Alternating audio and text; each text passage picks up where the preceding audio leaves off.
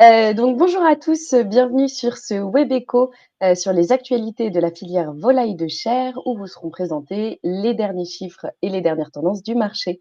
Vous ne me connaissez pas encore, je suis une nouvelle tête, donc je suis, Justine Grillet, je suis chargée de mission, santé, à l'Itavi et j'aurai le plaisir d'animer cette séquence, donc qui va vous être présentée par Simon Fourdin, qui est le directeur du pôle économie de l'Itavi. Qui va vous présenter tout ce webinaire et à la fin de chaque grande partie, on aura une séance de questions-réponses, pendant laquelle Simon se chargera de répondre à nos questions. On a aussi Mohamed Bouzidi, qui est chargé d'études pôle économie de l'Italie, et qui sera lui présent dans le chat, où vous pouvez poser vos questions à droite et qui se chargera, d'aller chercher les derniers chiffres pour répondre le plus précisément possible à vos questions. On remercie aussi chaleureusement notre partenaire qui est Biochem, sans qui on ne pourrait pas faire ce webinaire, donc merci à eux encore une fois. Si c'est bon pour tout le monde, on va pouvoir démarrer. Donc Simon, eh bien, je te laisse la main. Merci Justine. Bonjour à tous et on va pouvoir donc démarrer ce web écho. Donc aujourd'hui, au sommaire, un peu, on va dire classiquement, on vous a repris les 4 grandes parties qu'on présente habituellement. Donc une première partie sur les matières premières, tout ce qui est indice et prix et où on en est actuellement. Une deuxième partie sur la consommation de la volaille de chair en France. Une troisième sur le marché français de la volaille. Et on fera aussi une petite présentation sur les marchés européens de la volaille de chair et ça permettra de distinguer un certain nombre de choses par rapport au marché français. Par rapport aux épisodes précédents, il y a différents points sur lesquels on va s'attarder un petit peu. Donc tout d'abord, le contexte économique. Il faut savoir qu'on est dans un contexte économique un peu différent des derniers web échos, puisque au niveau de l'inflation, on a retrouvé un niveau classique de 2% d'inflation. Donc on a un niveau, on va dire, un peu plus normal, hein, si on peut parler de normalité, par rapport aux années précédentes, et notamment depuis 2022 et le début de l'invasion en Ukraine.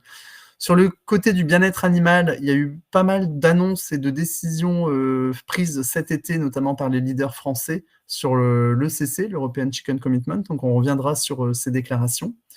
Au niveau de l'influenza aviaire, alors elle était plutôt stabilisée en France, mais il y a des nouveaux cas qui apparaissent, donc on va parler un petit peu aussi de où on en est actuellement. Et puis au niveau mondial, il y a une campagne mondiale de prévention qui a été lancée par l'OMS. Il y a aussi d'autres pays qui réfléchissent à la vaccination. Donc regardez un peu ce qui se passe chez nos voisins et dans d'autres parties du monde. Au niveau des grands pays producteurs de volailles, on fera un petit focus à la fois sur l'Ukraine, depuis lequel l'Union européenne a importé beaucoup de volailles ces derniers temps. On verra que ça a un petit peu changé. Et puis du Brésil, avec notamment tout ce qui concerne la réouverture du marché brésilien suite à leur épisode de grippe aviaire, et également le Mercosur, l'accord de libre-échange avec toute la zone sud-américaine. Et enfin, au niveau européen, on fera aussi un petit focus sur toutes les tensions qu'on peut retrouver aujourd'hui sur le prix du vif dans les différents pays de l'Union européenne et voir un peu le décalage qui peut exister entre l'offre qui a du mal à suivre la demande très dynamique sur la volaille. Sans plus attendre, on va pouvoir passer à la question des matières premières. Alors, tout de suite, donc sur les matières premières, ce qu'il faut noter sur le cours des matières premières, c'est qu'après des années assez tendues, hein, suite à l'invasion de la Russie en Ukraine, il y a eu des cours des matières premières qui s'étaient envolés, donc suite à 2022, et ça s'est poursuivi aussi sur 2023. En 2024, c'était resté un peu en deçà, et en 2025, on est clairement sur une continuité dans la diminution de ces cours des matières premières. Autre facteur important hein, dans les fondamentaux de marché, comme on appelle, c'est que sur le prix des matières premières, comme il y a une abondance de matières premières au niveau mondial, on reviendra un peu dans le détail, étant donné qu'il y a pas mal de disponibilité, forcément les cours s'en trouvent impactés et le niveau des cours est plutôt à la baisse, que ce soit sur le blé, sur le maïs, comme on peut le voir là sur le graphe de gauche et celui de droite, mais c'est aussi le cas dans pas mal d'autres matières premières. Sur le soja et le tournesol, on a aussi plutôt des cours à la baisse. Là, pareil, avec l'impact aussi de la baisse de l'énergie qui globalement a un impact sur les oléagineux qui peuvent être utilisés aussi comme carburant. Et donc tout ça fait qu'il y a aussi une tendance à la baisse sur les différents tourteaux. Alors, Pour résumer un peu pourquoi les cours sont bas, on vous a remis une diapo spécifiquement là-dessus. Il y a aussi, ce qu'il faut prendre en compte aussi, c'est que la compétitivité est un peu plombée là, par la parité euro-dollar.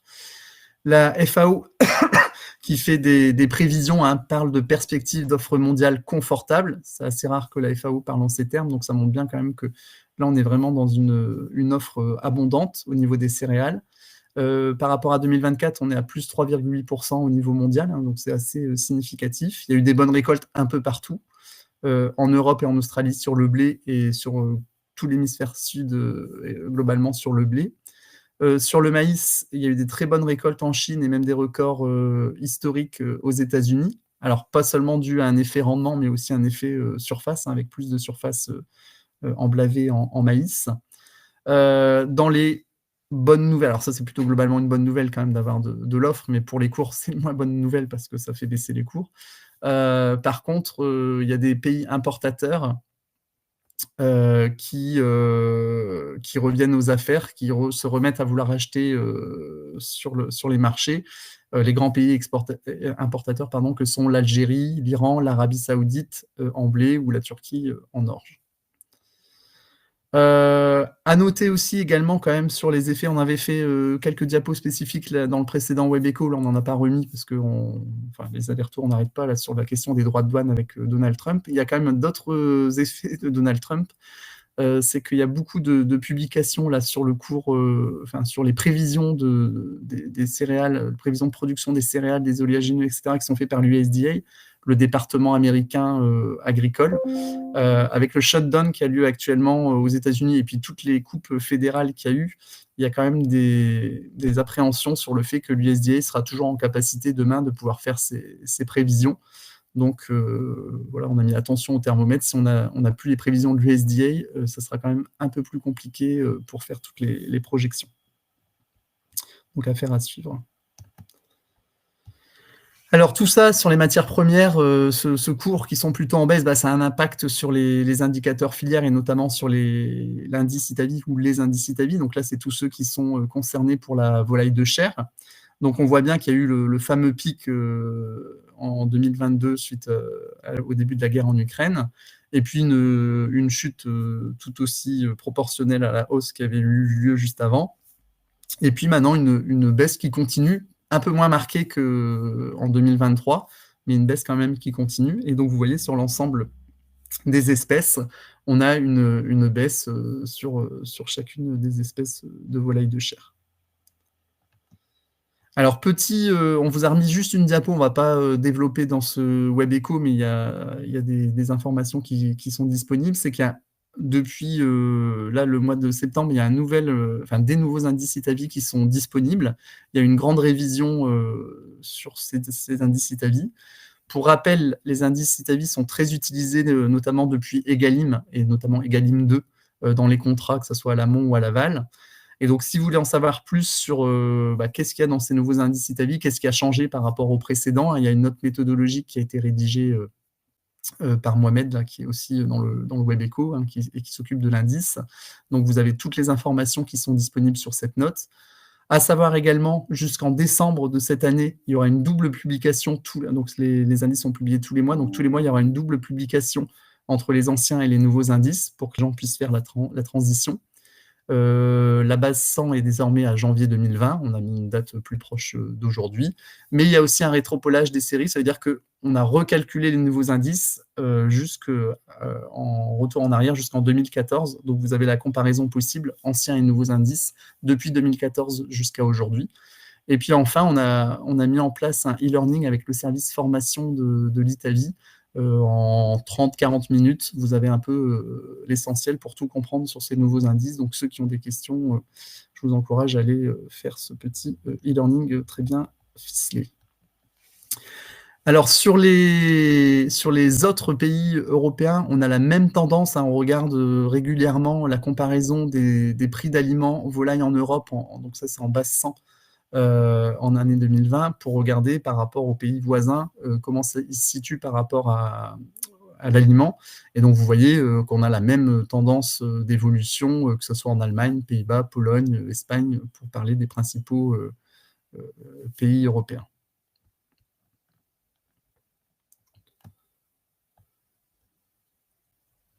Alors, sur le règlement RDUE, un rappel, alors pareil, les diapos ont un peu, il y a un petit décalage qui s'est fait.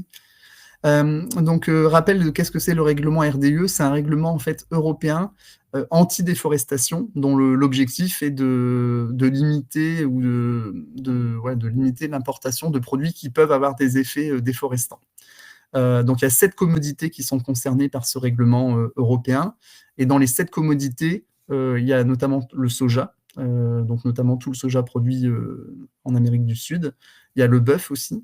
Par contre, la volaille n'est pas concernée. Donc quand on va importer de la volaille, par exemple, qui va être produite en Amérique du Sud, potentiellement, cette volaille aura pu consommer des produits déforestants, mais la volaille en elle-même, n'est pas concerné dans le scope. Donc, c'est un peu les limites un peu de ce type de démarche. Il y a 3 conditions, en fait, pour les 7 commodités. Il y a 3 conditions pour qu'elles puissent accéder au marché européen. Et s'ils ne respectent pas ces conditions, il y a des pénalités qui sont assez dissuasives en pourcentage de chiffre d'affaires en amende. Donc, c'est vraiment fait pour que ça puisse être appliqué. Dans ces 3 conditions, la première, c'est être zéro déforestation. Donc, en fait, en gros, on va jusqu'au niveau de la géolocalisation des parcelles pour vérifier que c'est bien des parcelles qui n'ont pas contribué à la déforestation. Il faut avoir été produit conformément à la législation du pays de production. Ça peut peut-être paraître un peu évident, mais c'est quand même rappelé. Et enfin, le 3e point, qui est un peu le plus complexe, c'est de faire l'objet d'une déclaration de diligence raisonnée. Qu'est-ce que c'est qu'une déclaration de diligence raisonnée? En fait, c'est 3 points à respecter. Bon, déjà, c'est avoir un recueil d'informations pour savoir de où on va importer ces commodités. Et les pays, en fait, sont rangés dans différentes catégories en fonction du niveau de risque. Et il y a 3 niveaux de risque, entre élevé, standard ou faible. Et si on est dans des pays avec un niveau élevé ou standard, il faut montrer qu'est-ce qu'on va mettre en place pour atténuer ce risque, pour être sûr que les produits qu'on va importer ne vont pas contribuer à la déforestation. Donc ce règlement européen s'applique, en fait, on va regarder par rapport à il y a une date de référence qui est le 31 décembre 2020. Donc on va regarder si les produits n'ont pas contribué à la déforestation ou à la dégradation depuis le 31 décembre 2020. Donc c'est la date de référence. Il y a un niveau aussi d'exigence qui est moins élevé pour les PME importatrices, notamment sur la diligence raisonnée et avec un décalage dans le temps où ils n'ont pas la même date d'application de cette réglementation. Pour information, les fédérations françaises qui s'occupent des fabricants d'aliments, donc le SNIA côté privé et la coopération agricole nutrition animale côté coopérative, ne demandaient plus forcément le report, comme il y avait pu y avoir les années précédentes, parce que c'est quand même quelque chose qui est extrêmement lourd à mettre en place, comme vous pouvez l'imaginer, mais demandaient plutôt une simplification du process. Alors, qu'est-ce qui s'est passé pour l'instant? Donc, au départ, l'application devait être à partir du 30 décembre 2024, et puis quelques mois avant la date butoir, il y a eu un premier report de cette application de ce règlement RDUE. Ensuite, il y a un deuxième report d'1 an au 30 décembre 2025, et là, il y a 2 semaines maintenant de ça, ça a été à nouveau reporté, parce qu'il y a quand même un certain nombre de pays et de fédérations qui ont appuyé sur le fait de redécaler, puisque les entreprises ne sont pas encore complètement prêtes à passer à ce système, qui va aussi impliquer un surcoût sur les matières premières. Et donc, pour nos espèces, notamment consommatrices de soja, ça va avoir un impact sur le prix des matières premières. Donc, pour l'instant, c'est reporté à nouveau d'1 an. Donc, maintenant, la nouvelle date butoir, c'est le 30 décembre 2026. Je pense que ça sera sûrement la dernière date, puisque maintenant, on va dire, les entreprises, normalement, auront eu le temps de s'y préparer. Alors, on peut prendre déjà un premier temps de questions. Merci beaucoup, Simon. Donc, n'hésitez pas à poser vos questions sur cette séquence à droite dans le chat. On a une première personne qui nous pose une question sur justement le RDUE, qui nous pose la question et nous demande, mais ça ne concerne pas la volaille, donc ces conditions n'ont pas besoin d'être respectées. Alors, effectivement, comme je disais, dans les commodités, il n'y a pas la volaille. Donc, la volaille importée en Union européenne n'a pas besoin, depuis les pays à risque, n'a pas besoin de se conformer à ce règlement RDE. Mais par contre, bien sûr, le soja qu'on importe pour nourrir nos volailles, lui, doit s'y conformer. Donc pour l'instant, on va dire, nous, ça ne touche pas le maillon des importateurs de viande, mais bien des importateurs de matières premières. Donc pour nous, c'est vraiment la conséquence sur nos fabricants d'aliments. Alors, ce n'est pas forcément les fabricants d'aliments qui vont être les importateurs, il peut y avoir des intermédiaires, des importateurs, et puis ensuite les fabricants achètent à ces importateurs. Mais tout ça, forcément, va avoir un surcoût sur nos matières premières. Justement, on a... Pardon, oui, on est un grand consommateur de soja, quand même, je le rappelle, pour l'ensemble des volailles françaises, c'est 1/3 des importations de soja nationales, hein, donc, de tourteaux de soja national. Justement, on a Anne-Cécile Motet qui nous demande si on a une idée du surcoût que ça représente sur les matières premières. Alors, j'ai plus en tête les estimations. C'est quelques dizaines d'euros quand même par tonne.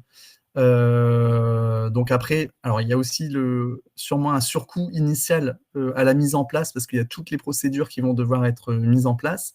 Et puis après, j'ai envie de dire, un peu comme souvent, le marché va se réadapter. Et puis il y a aussi le fait que, comme certains pays où le risque est faible, la diligence raisonnée n'a pas le même niveau d'exigence. Et donc, du coup, il y a peut-être aussi des reports qui vont se faire sur des pays, on va dire, moins déforestants. Et donc, ça peut ouvrir aussi des opportunités. Enfin, on peut penser, par exemple, à l'Ukraine, là, qui produit du soja. Et donc, du coup, par exemple, le prix du tourteau de soja ukrainien va être plus attractif par rapport au tourteau de soja sud-américain, puisqu'il n'y aura pas le même surcoût par rapport à toute cette réglementation RDE. Ok. Carole Cornu nous demande si on a une idée des perspectives des prix des matières premières pour 2026. Alors là, pour 2026, pour l'instant, tous les voyants, on va dire, sont au vert en termes de production. Donc les fondamentaux de marché, comme on appelle, c'est-à-dire l'emblavement, la météo, etc., pour l'instant, est plutôt favorable sur un peu toutes les matières premières. Donc pour l'instant, les voyants sont... Et puis en plus, on sait qu'il va y avoir des stocks par rapport à la campagne précédente, qui a été assez pléthorique. Après, maintenant, vous n'êtes pas sans savoir qu'il peut toujours avoir des aléas climatiques, et donc ça peut complètement venir bouleverser les choses. Et puis la deuxième chose à prendre en compte, alors là, c'est plus sur les fondamentaux classiques de marché, mais c'est quand même sur les accords qu'il peut y avoir entre le pays, et notamment sur les droits de douane. Par exemple, là en ce moment, ce qui est en train de se passer, c'est que depuis que Donald Trump a rétabli des droits de douane, la Chine n'importe plus de soja nord-américain, donc il y a des reports sur les achats sud-américains, et des producteurs de soja états-uniens qui se retrouvent avec beaucoup de marchandises sur les bras. Donc ça aussi, ça peut venir perturber les cours. Il n'y a pas que la production, il n'y a pas que l'offre, il y a aussi un peu tous ces équilibres un peu géopolitiques. Et donc ça peut venir un peu bouleverser les marchés. Mais comme Donald Trump n'est pas... comment dire, il est capable de rechanger encore moult fois d'avis, ça peut encore pas mal bouger. Mais on sent quand même que là, notamment côté Chine, États-Unis, ça peut venir quand même déséquilibrer un peu le reste des marchés mondiaux. Globalement, outre ces aspects politiques-là, on est sur une bonne lancée normalement. Oui, là, en termes de production, on est plutôt, après des années quand même où il y a toujours eu des zones du monde qui ont été quand même assez impactées, là on est globalement quand même sur une production plutôt favorable, quoi. Super. Et en termes sur ton graphique, sur les tendances qu'on retrouve aussi dans les autres pays européens, tu présentes 2 indices, donc l'indice Itavi et l'IPAMPA. Est-ce que tu peux rappeler l'IPAMPA, donc les différences entre les 2 indices? Ouais. Alors l'indice Itavi, pour rappel, donc c'est déjà uniquement les matières premières rentrant dans l'aliment. Donc c'est qu'une partie du coût de production d'un aliment pour volaille. Alors que l'IPAMPA, en fait, c'est les indices publiés par l'INSEE sur tous les moyens agricoles. Donc ça, c'est plutôt... l'INSEE va en fait interroger les vendeurs d'aliments pour savoir combien ils ont vendu aux éleveurs le montant des aliments sur une période donnée. Et en fait, la différence, donc déjà, c'est pas tout à fait le même périmètre. Nous, on est vraiment que sur les matières premières, alors que là, c'est les aliments complets, avec tout le coût aussi du process de fabrication, etc. Mais la difficulté, si on n'y pense pas, c'est que comme on est dans une filière qui est intégrée pour une très grande partie, il n'y a pas forcément d'échange monétaire entre l'éleveur et le fabricant d'aliments sur l'aliment. Et donc là, ça va ne concerner que là où il y a eu des échanges en tant que tels, quoi. Donc finalement, un petit pourcentage des échanges sur l'aliment. Je ne sais pas si j'étais Très clair bien. suffisamment. Clair. Très, très clair. On n'a pas de questions pour l'instant, on n'a plus de questions dans le chat. N'hésitez pas si vous en avez encore sur cette séquence-là. Ok, donc je vais donc poursuivre sur la partie consommation. Alors sur 2024, alors il y a eu des premiers effets, c'est-à-dire que les premiers chiffres du SSP, du service statistique du ministère, on avait même la volaille qui était passée première viande consommée en France en 2024, mais les rectificatifs nous montrent que finalement le porc est encore la première viande consommée en France en 2024, mais vraiment de rien. Vous avez le détail ici sur ce graphe. Donc, la consommation de viande de porc est en bas. Donc, c'est 30,93 kg par an par habitant. Alors que la volaille a 30,89 kg. Donc, vous voyez, ça se joue au centième de kilo près, enfin, aux dizaines de grammes près. Donc, c'est-à-dire qu'en 2024, la volaille a rattrapé le porc et donc devrait dépasser le porc sur l'année 2025. Ce qui est à noter sur ce graphe, hein, où vous avez la rétrospective depuis 2010 jusqu'à 2024, c'est la baisse importante quand même de la viande bovine qui a perdu à peu près 5 kg. Le porc, vous voyez, avec une baisse un peu plus modérée que la viande bovine, mais qui a perdu quand même quelque part. Et puis, à contrario, donc la seule viande qui a nettement progressé, c'est la viande de volaille, puisqu'elle est passée de presque 24 kg à presque 31 kg sur ce pas de temps de 14 ans. Donc il y a 11 ans, la viande de volaille avait dépassé la viande bovine et cette année, la dernière année complète, elle est au coude à coude et cette année 2025 devrait donc passer pour la première fois devant en France, sachant que c'est déjà le cas dans le monde depuis 2016 où la viande de volaille est devenue la première viande consommée.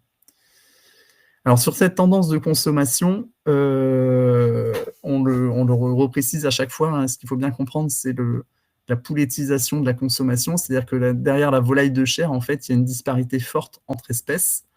Et donc le total de volailles, là ici, c'est les projections sur l'évolution de la consommation. On voit bien que sur le pointillé, le total volaille, il est très dynamique, mais qu'il est porté par une seule espèce qui est le poulet. Et à contrario, la dinde, le canard, la pintade sont plutôt dans une baisse de consommation assez marquée. Donc là, c'est des projections jusqu'en 2033.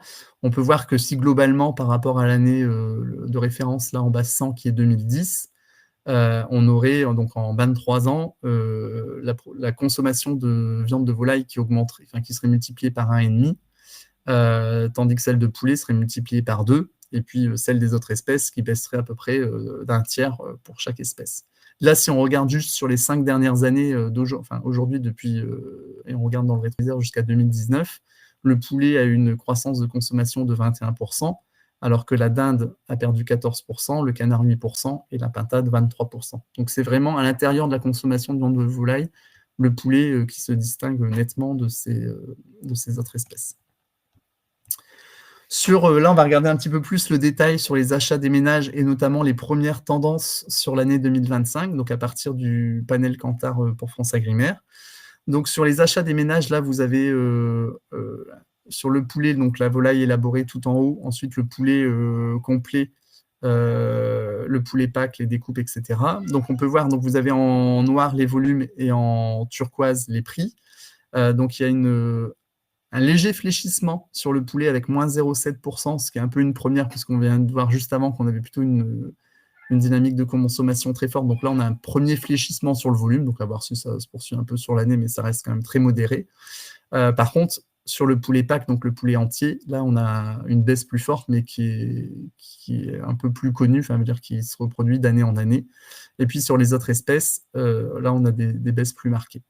Et ce qui est aussi à noter sur ce graphe, c'est sur l'avant-dernière ligne, sur les élaborés de volaille.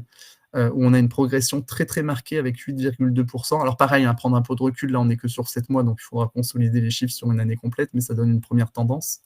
On est sur une évolution assez spectaculaire des élaborés, donc on est toujours plus, et on le verra dans un autre graphe, sur une proportion d'élaborés croissante dans la consommation de viande de volaille.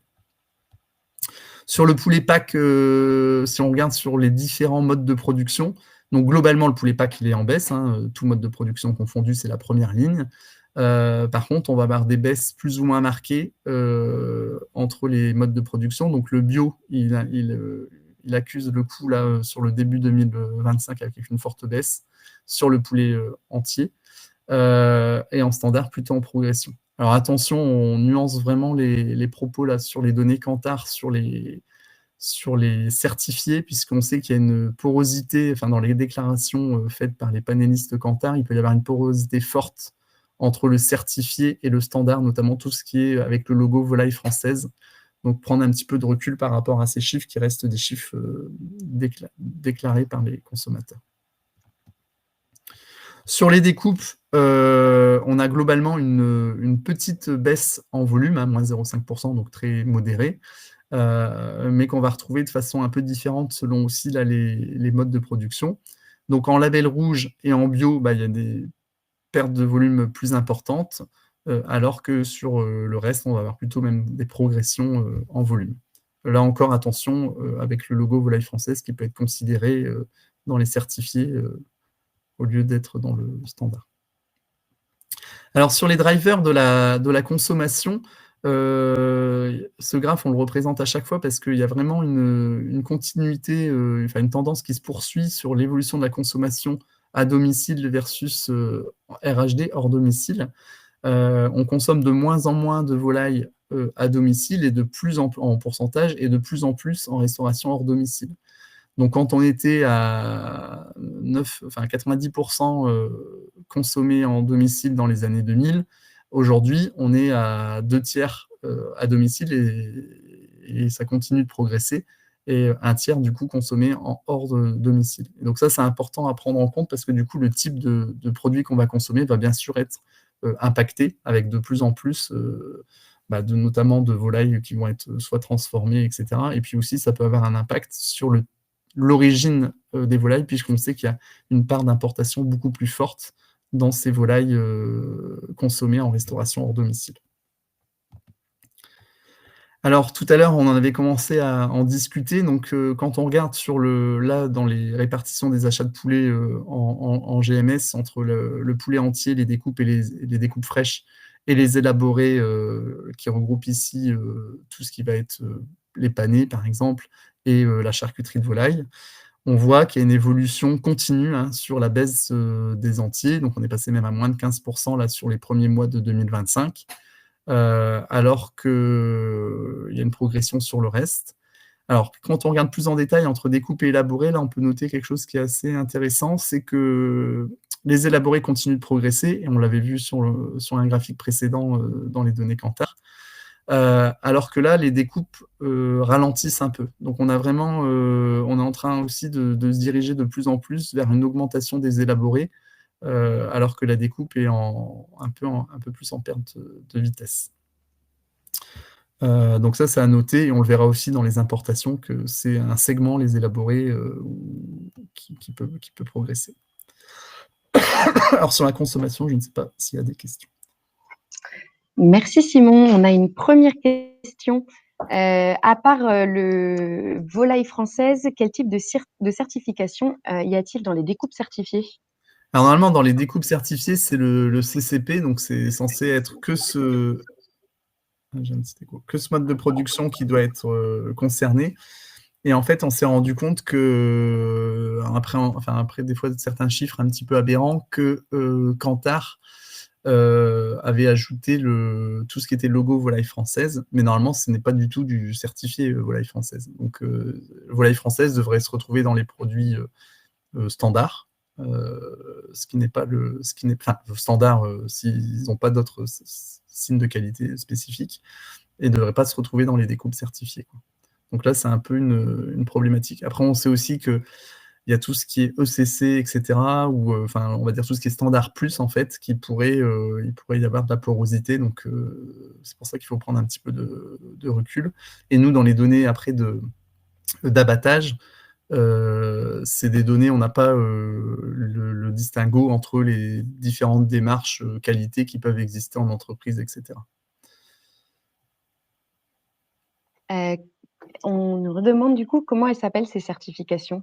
Donc la certification, quand on parle de certifier, c'est vraiment le CCP, donc c'est que cette démarche-là qui doit être pris en compte. Et après, il y a plein de labels qui peuvent exister, ou de marques d'entreprise. On peut penser à la nouvelle agriculture, on peut penser à Nature d'éleveur, pour citer les deux principales démarches, mais ça, c'est du standard, quoi. Après, tout ce qui n'est pas officiellement du certifié va dans le standard. Et après, les SICO, les signes officiels de qualité, c'est uniquement bio, label rouge et IGP. Enfin, il y a aussi un peu d'AOP, mais qui est quand même assez mineur sur la volaille. Ok. Sur la dégringolade du bio, est-ce qu'elle est due au prix élevé? Alors oui, bien sûr, en fait, le bio, donc on le verra tout à l'heure, il se redresse un peu la tête sur la production globalement, par rapport à des années très compliquées, notamment quand il y avait une inflation très marquée. Et la difficulté du bio et du label rouge aussi, hein, c'est de trouver, on va dire, une offre qui reste accessible sur de la découpe ou des élaborés. Parce qu'en fait, bon, déjà, il y a très peu d'élaborés en bio ou label rouge. Et sur les découpes, ils ont un différentiel de prix plus marqué, parce que forcément, quand on est sur de la découpe, on a le différentiel de prix augmente par rapport à de la production standard, puisqu'en fait, il faut répercuter la hausse du coût de production entre ces deux productions sur, par exemple, le filet. C'est souvent celui qui est le plus concerné, parce qu'on ne valorise pas, malheureusement, toutes les découpes quand on fait de la découpe. Et on va mieux valoriser les poulets, alors maintenant un peu plus les cuisses, mais il y a plein de morceaux qu'on ne va pas pouvoir valoriser. Et donc, du coup, ces morceaux qui ne sont pas valorisés, on ne peut pas répercuter le coût de production de ces cahiers des charges plus exigeants. Et donc, du coup, ça fait des différentiels de prix très élevés sur du filet, par exemple, entre du bio, du label ou du standard. Et donc, effectivement, ça peut être très dissuasif pour le consommateur. Donc là, on va dire la campagne de promotion ou enfin, le type de communication qui est faite, c'est d'essayer aussi de pousser les gens à consommer plutôt de la volaille entière sous signe officiel de qualité, puisque à la portion, là, on peut retrouver des portions avec finalement un coût pour le consommateur réduit, mais à condition d'acheter de la volaille entière. Mais ce n'est pas forcément dans la tendance des habitudes de consommation, donc ce n'est pas évident à faire changer le consommateur là-dessus. Mais s'il veut acheter du produit de qualité sans payer un prix prohibitif, c'est la meilleure façon de faire, quoi. Merci. Sur l'évolution de la consommation en baisse de viande volaille à domicile, est-ce que c'est quelque chose qu'on observe aussi chez d'autres types de viande? Est-ce qu'on sait à quoi c'est dû exactement cette Ouais, ouais, diminution-là? ouais. Alors, tout à fait. C'est pas du tout spécifique à la volaille. Alors, la volaille s'en tire particulièrement bien parce qu'elle est très consommée hors domicile, que ce soit d'ailleurs en restauration d'entreprise scolaire ou en restauration rapide, notamment où elle est très très présente. Donc, on la retrouve dans les différents secteurs de restauration hors domicile. Mais globalement, on a effectivement un effet global de hausse de la consommation du secteur de restauration. Donc, c'est pas que la volaille, hein, c'est globalement, il y a quelques chiffres, alors qu'on n'a pas remis ici, hein, mais vous avez des chiffres sur le chiffre d'affaires global de la consommation hors domicile, et ça ne cesse d'augmenter d'année en année. De plus en plus de consommateurs achètent presque à tous les repas à la restauration hors domicile. Et dans des tendances de consommation, juste parce qu'on discute des fois avec d'autres pays européens, et pour l'anecdote, hein, il y avait un collègue donc du Royaume-Uni qui disait qu'à Londres, il y a de plus en plus d'appartements, alors le prix du foncier est encore plus cher qu'à Paris, où les nouveaux acheteurs achètent des appartements sans cuisine. Donc de toute façon, ils ne peuvent pas cuisiner. Donc ils ne font, enfin, 100% de leur consommation, c'est des achats de produits déjà préparés. Alors en France, on n'est pas encore à ce niveau-là, mais on sent qu'il y a quand même une tendance à de plus en plus acheter, juste aller chercher son repas, puis il y a toutes les livraisons à domicile, et cetera, qui permettent aussi, enfin qui ont développé l'offre de la restauration hors domicile. Sur, justement les espèces là qu'on consomme moins, dinde, canard, pintade, est-ce que c'est des espèces qu'on je sais pas si on a le détail, si on les mange plutôt, enfin si on les cuisine plutôt à la maison ou si on les consomme en extérieur, ces espèces-là encore ou? Eh ben alors sur la dinde, alors il y aura une présentation, j'en profite pour faire un petit peu de publicité à mes collègues qui vont faire une présentation sur la dinde aux journées volaille de chair qui vont avoir lieu bientôt. Sur la dinde, en fait, c'était effectivement une espèce qui était assez consommée en restauration hors domicile. C'est un peu ça qui, dans les années 70-80, lui ont permis de se développer. Elle était très, très compétitive. Et puis, en fait, en restauration hors domicile, généralement, on cherche aussi beaucoup de la découpe ou des espèces qui se travaillent bien en découpe. Et donc, la dinde était plutôt très bien positionnée par rapport au poulet. Mais comme maintenant, on a un peu un transfert de la dinde vers le poulet lourd permet aussi de faire ces découpes. Et donc, en fait, on a plutôt des parts de marché du poulet lourd qui grignotent celle de la dinde, quoi. Donc, la dinde, on la retrouve de moins en moins. Et après, la dinde, on avait aussi la dinde festive, comme la pintade qu'on peut retrouver au moment festif. Mais la dinde, même au niveau festif, il n'y a plus énormément de consommateurs qui vont acheter ce type de produit parce que c'est un peu trop volumineux par rapport à la taille des ménages actuels. Et donc, ils vont plutôt aller justement sur de la pintade, du chapon, enfin d'autres volailles festives de dimension moindre, quoi. Ouais. Et sur du coup, la projection, que tu faisais d'ici 2033, on voit, qu'on a une diminution quand même un peu moindre sur ton graphique qui se fait en dinde, canard, pintade, qui explose pour le poulet. Tu cette projection, vous la basez sur quoi exactement? Alors, quand on fait des projections de ce type-là, en fait, on s'appuie. Là, c'est des projections vraiment tendancielles. Donc, on peut faire de la prospective avec des scénarios contrastés. Là, c'est pas le travail qui a été fait. Là, c'est vraiment on regarde ce qui s'est passé sur les 10 précédentes années et on continue les tendances de progression sur les 10 prochaines années. Avec des fois, on peut avoir des effets un peu de nuance en fonction de ce qu'on sait en termes d'offres disponibles ou de capacité à pouvoir produire cette volaille, quoi. Mais donc là, on est vraiment dans des tendances, on est vraiment sur du tendanciel, quoi. Donc on poursuit les évolutions de consommation telles qu'aujourd'hui et qu'on projette dans le futur. OK. Moi, je ne vois plus de questions dans le chat. Si vous en avez encore une fois, n'hésitez pas. Et Simon, si tu veux continuer pour la prochaine partie. Je poursuis donc sur la production française et au niveau des échanges. Alors, sur les abattages de volailles, là, au niveau toutes volailles confondues et au niveau français, donc vous avez la projection ici. Donc, en 2025, on est plutôt sur une production qui est supérieure par rapport, enfin, sur les 7 premiers mois de 2025, supérieure à ce qu'on avait sur les 7 mois, les 7 mêmes mois de 2024. Après, quand on regarde sur le détail, on va avoir des chiffres un peu différents, avec notamment le poulet, hein, toujours lui, qui est plutôt conforté sur sa hausse de production, et puis d'autres espèces, et notamment le canard à rôtir, mais on y reviendra plus particulièrement, qui est plutôt en forte baisse, lié à d'autres effets. Donc sur le poulet, là, sur les 7 mois, on est en France, hein, on a plus 4,9% de production. Ce qui est notable, c'est qu'on a passé plusieurs fois les 100 000 tonnes mensuelles. Donc, c'est un peu un seuil symbolique qui a été franchi plusieurs fois par le poulet. Et donc, ça a l'air de se poursuivre sur l'année 2025. Alors, en Inde, on a plutôt une petite hausse là sur les 7 premiers mois de 2025. Mais quand on voit par rapport à l'historique, hein, on voit bien, notamment sur le orange, là, sur le graphe de droite, qu'on est bien en deçà de ce qu'on a connu, hein. Donc la dinde, elle est quand même plutôt en forte baisse, même là, si cette année, il y a un petit rebond. Alors que le poulet, on était plutôt sur des niveaux historiques jamais atteints, en tout cas dans les 15 dernières années. Sur le canard, il avait un peu rebondi l'année dernière, mais suite aux épisodes d'IAHP. Pardon.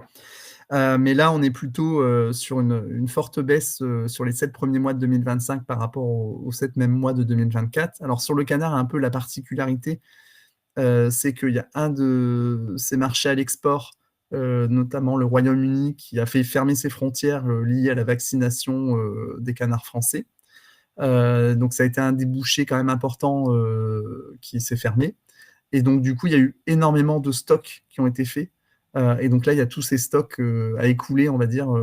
Et donc, ce qui explique aussi pourquoi la production est plus à la peine, parce qu'on a quand même beaucoup de canards de stockés.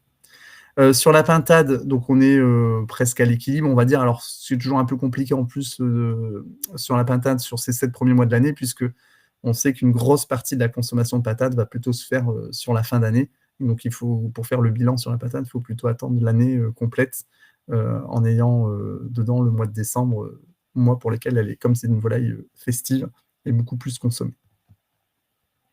Alors, je disais tout à l'heure sur les SICO, alors on a vu sur la consommation en termes de découpe, c'est pas encore la panacée, mais en termes de production, enfin les mises en place de poulets, que ce soit label rouge et bio, après des années un peu plus, voire très compliquées liées à l'inflation et la difficulté des consommateurs de pouvoir acheter ce type de produits plus onéreux, on retrouve quand même une dynamique sur ces deux filières SICO avec plus 8% là, sur les 8 premières périodes. Donc là, c'est une année découpée en 13 périodes sur les données du SINALAF.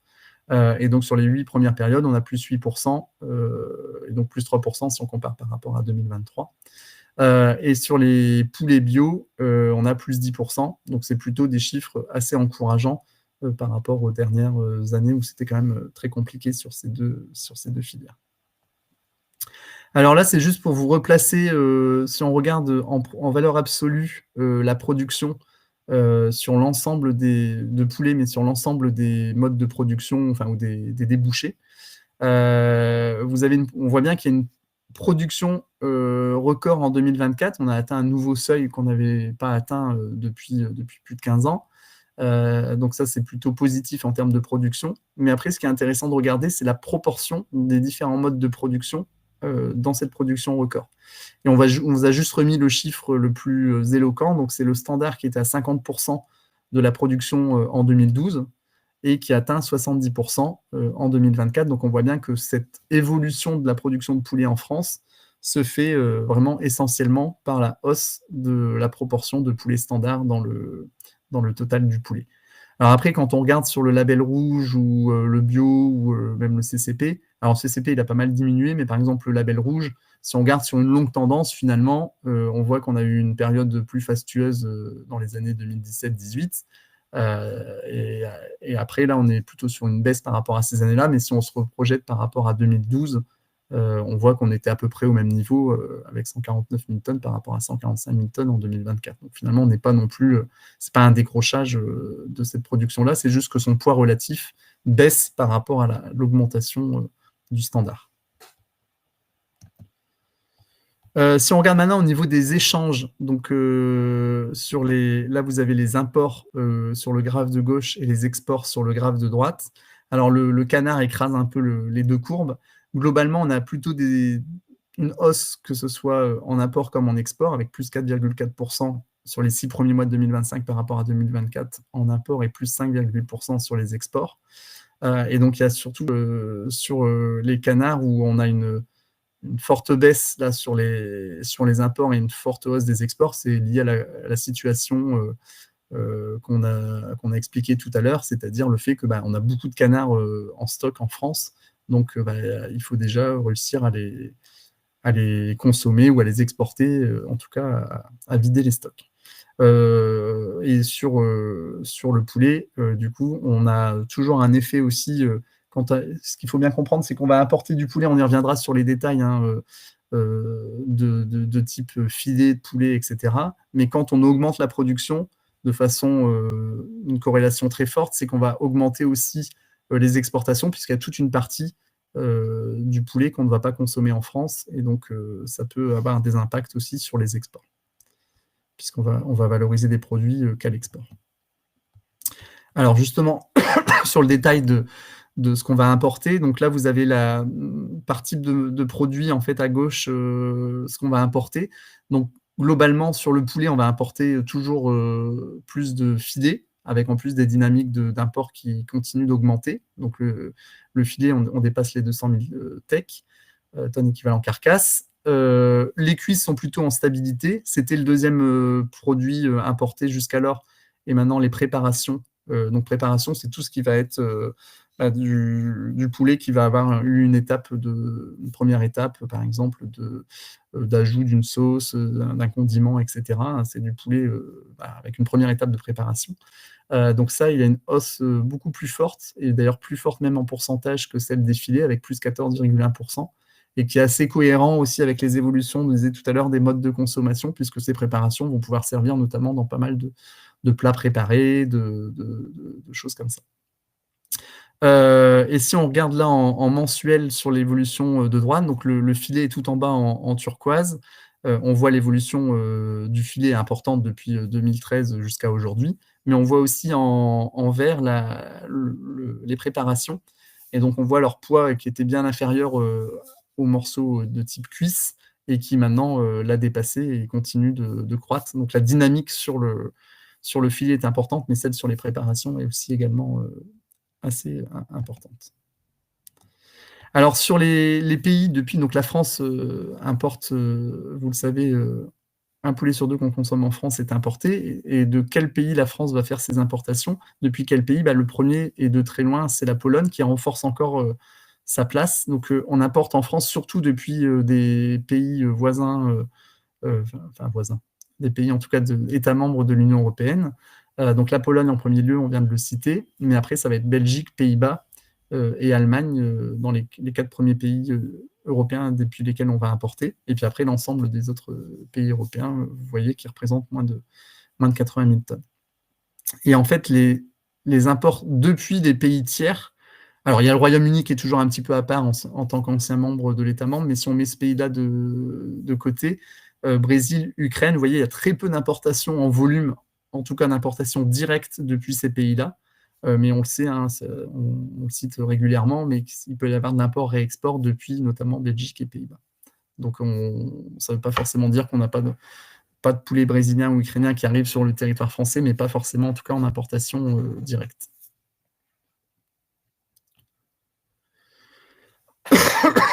Sur le volet des exports, donc on exporte aussi pas mal sur un certain nombre de voisins européens. Donc là, il y a des équilibres qui sont avec nos voisins européens. Et après, sinon, dans les autres marchés sur lesquels là on va exporter plus, il y a tout ce qui est notre filière poulet grand export, qu'on exporte notamment vers l'Arabie Saoudite. Et puis après, il y a d'autres parties du monde, donc là plutôt l'Afrique subsaharienne ou l'Asie du Sud-Est, où c'est plutôt nos équilibres carcasses, où on va exporter un certain nombre de morceaux qu'on ne valorise pas dans le pays.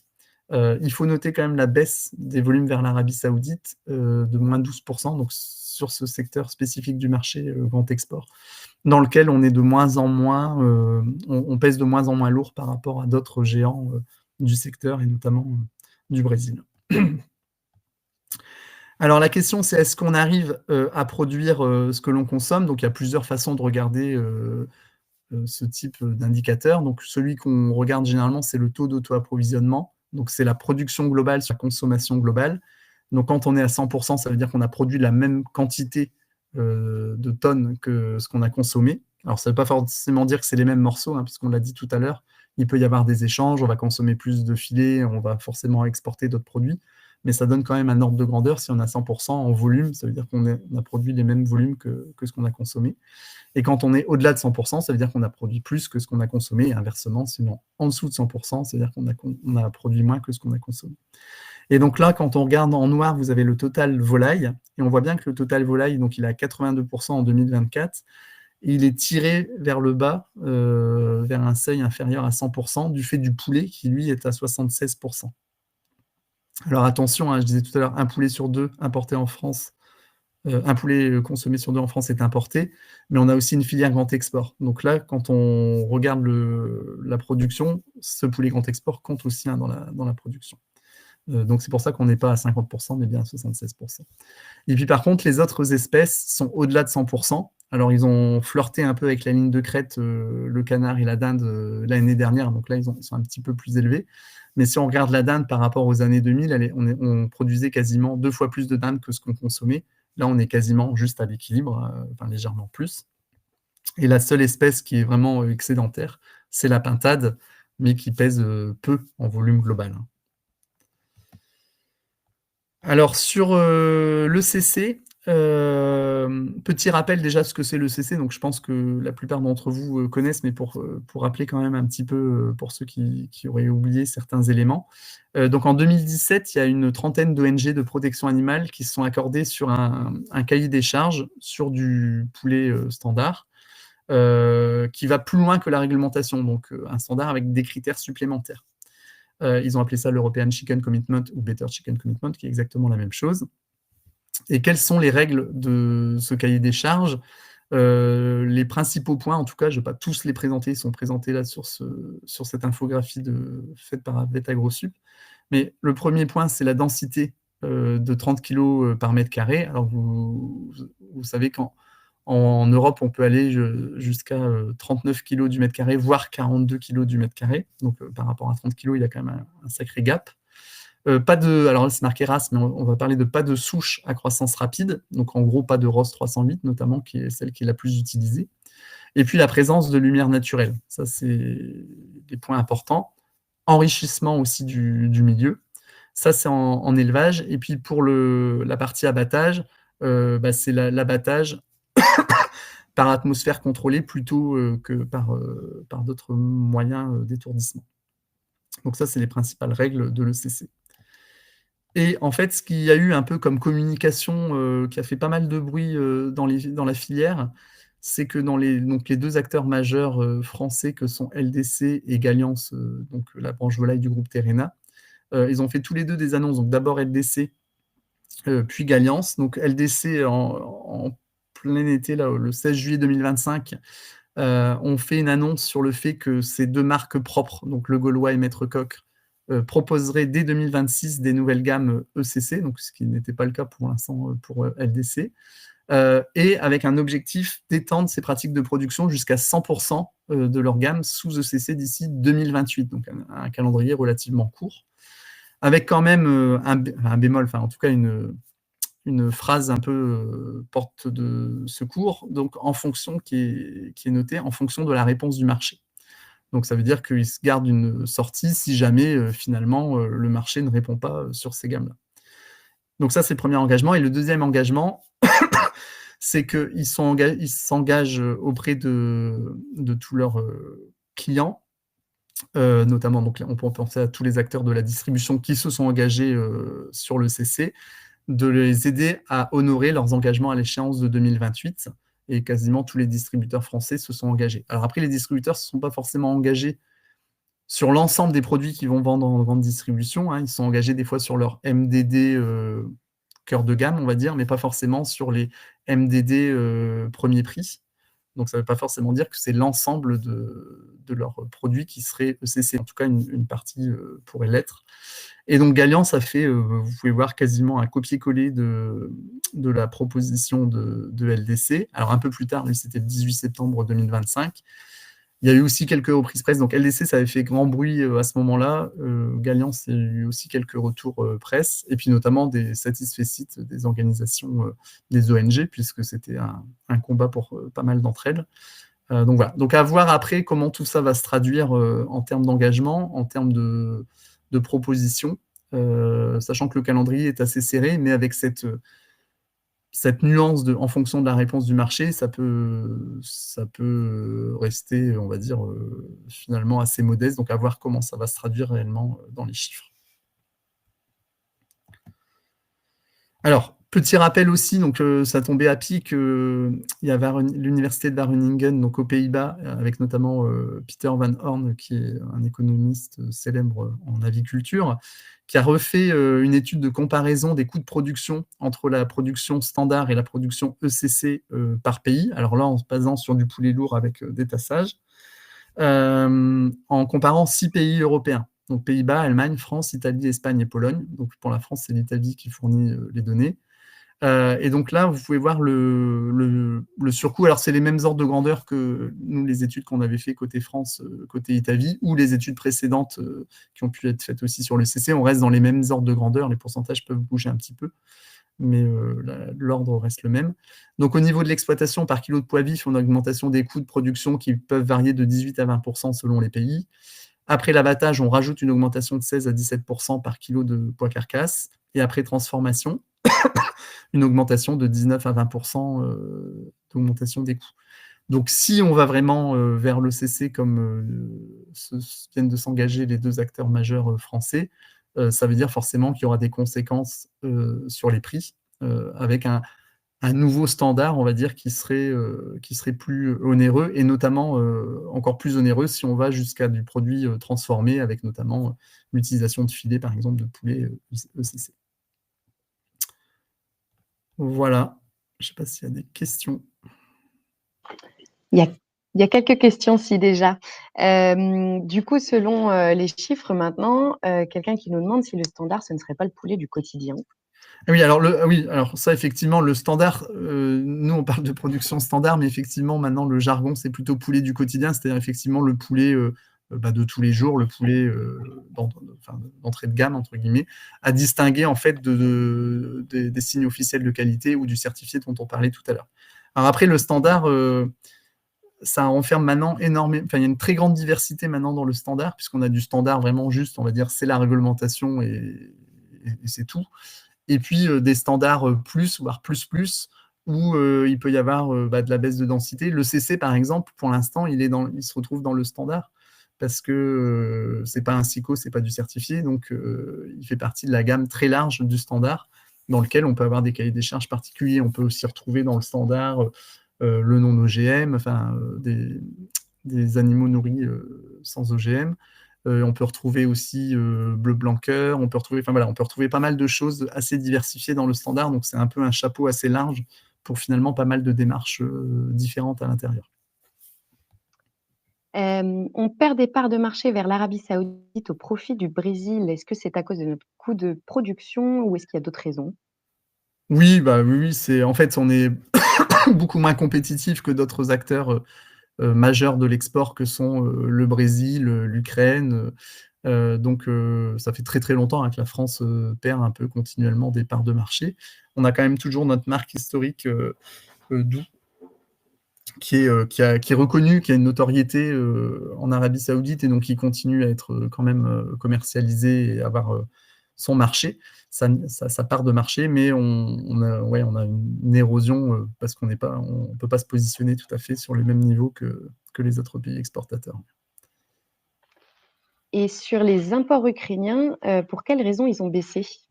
Alors là, sur les imports ukrainiens, on verra après quand on regarde. Enfin, c'est toujours un peu délicat de regarder les imports ukrainiens depuis la France, puisqu'il y en a très très peu. Donc les pourcentages, ils peuvent bouger dans un sens ou dans l'autre, parce qu'on est sur des tout petits volumes d'imports directs depuis l'Ukraine. En fait, il faut plutôt regarder sur les imports ukrainiens, les imports européens ukrainiens. Et là, on verra, ils ont baissé. Mais c'est un peu subtil, c'est qu'il y a certains pays qui ont fermé leurs frontières aux importations ukrainiennes. On y reviendra tout à l'heure dans la partie européenne. Et donc, on a globalement moins d'importations ukrainiennes, mais ça ne veut pas forcément dire qu'il y a des pays qui en importent moins, il y a des pays qui en importent plus, et certains pays qui en importent plus du tout, quoi. Après, l'acteur majeur de l'Ukraine, MHP, à l'export, justement, recherche aussi des bouchées autres que l'Union européenne. Alors, il ne vendait pas qu'en Union européenne, mais là, il avait beaucoup recentré vers l'Union européenne suite au conflit en Ukraine. Et là, ils essayent de retrouver aussi d'autres débouchés, comme ils avaient historiquement dans d'autres zones du monde, et notamment dans la partie proche et Moyen-Orient. Oui. Alors je vais peut-être faire des allers-retours de sujets, mais il y a beaucoup de questions qui viennent. Où est-ce que j'en étais? Sur l'ECC, quel impact dans les élevages il y a sur ces engagements? Est-ce que les poulaillers actuels devront évoluer?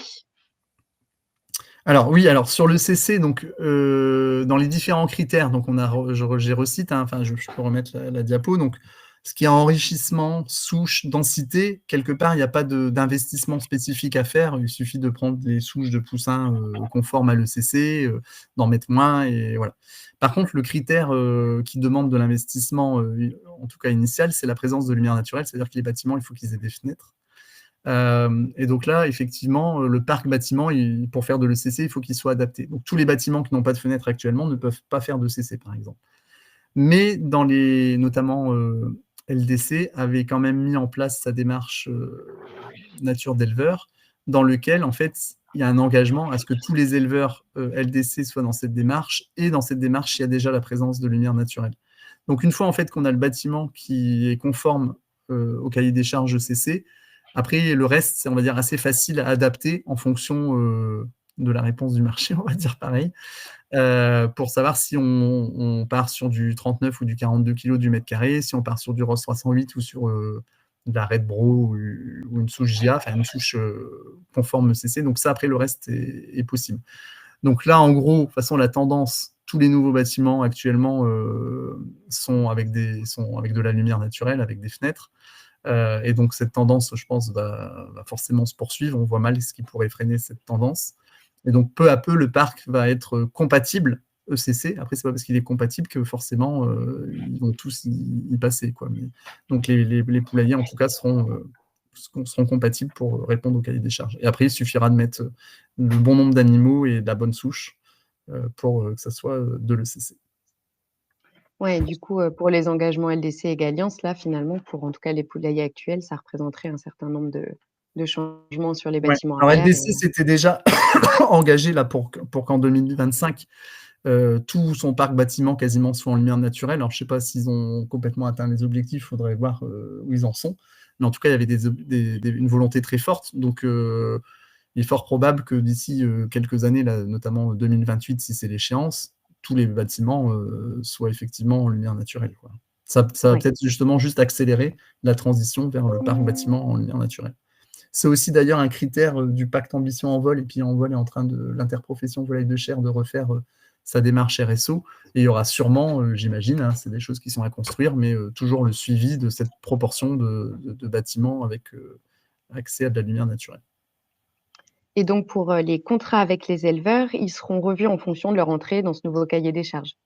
Oui, bah, bien sûr. Après, donc c'est déjà le cas pour ceux qui ont tous les cahiers des charges spécifiques qui entraînent potentiellement bah, des surcoûts ou à l'inverse peut-être une moins-value parce qu'il y a moins d'animaux valorisés. Il y a toujours voilà, les contrats seront bien sûr adaptés pour que les éleveurs s'y retrouvent. Et puis en plus, si on veut, quand là il y a plusieurs cahiers des charges qui peuvent coexister, en inciter certains à prendre tel ou tel cahier des charges, bah, il faut effectivement qu'ils s'y retrouvent, quoi, hein, tout simplement.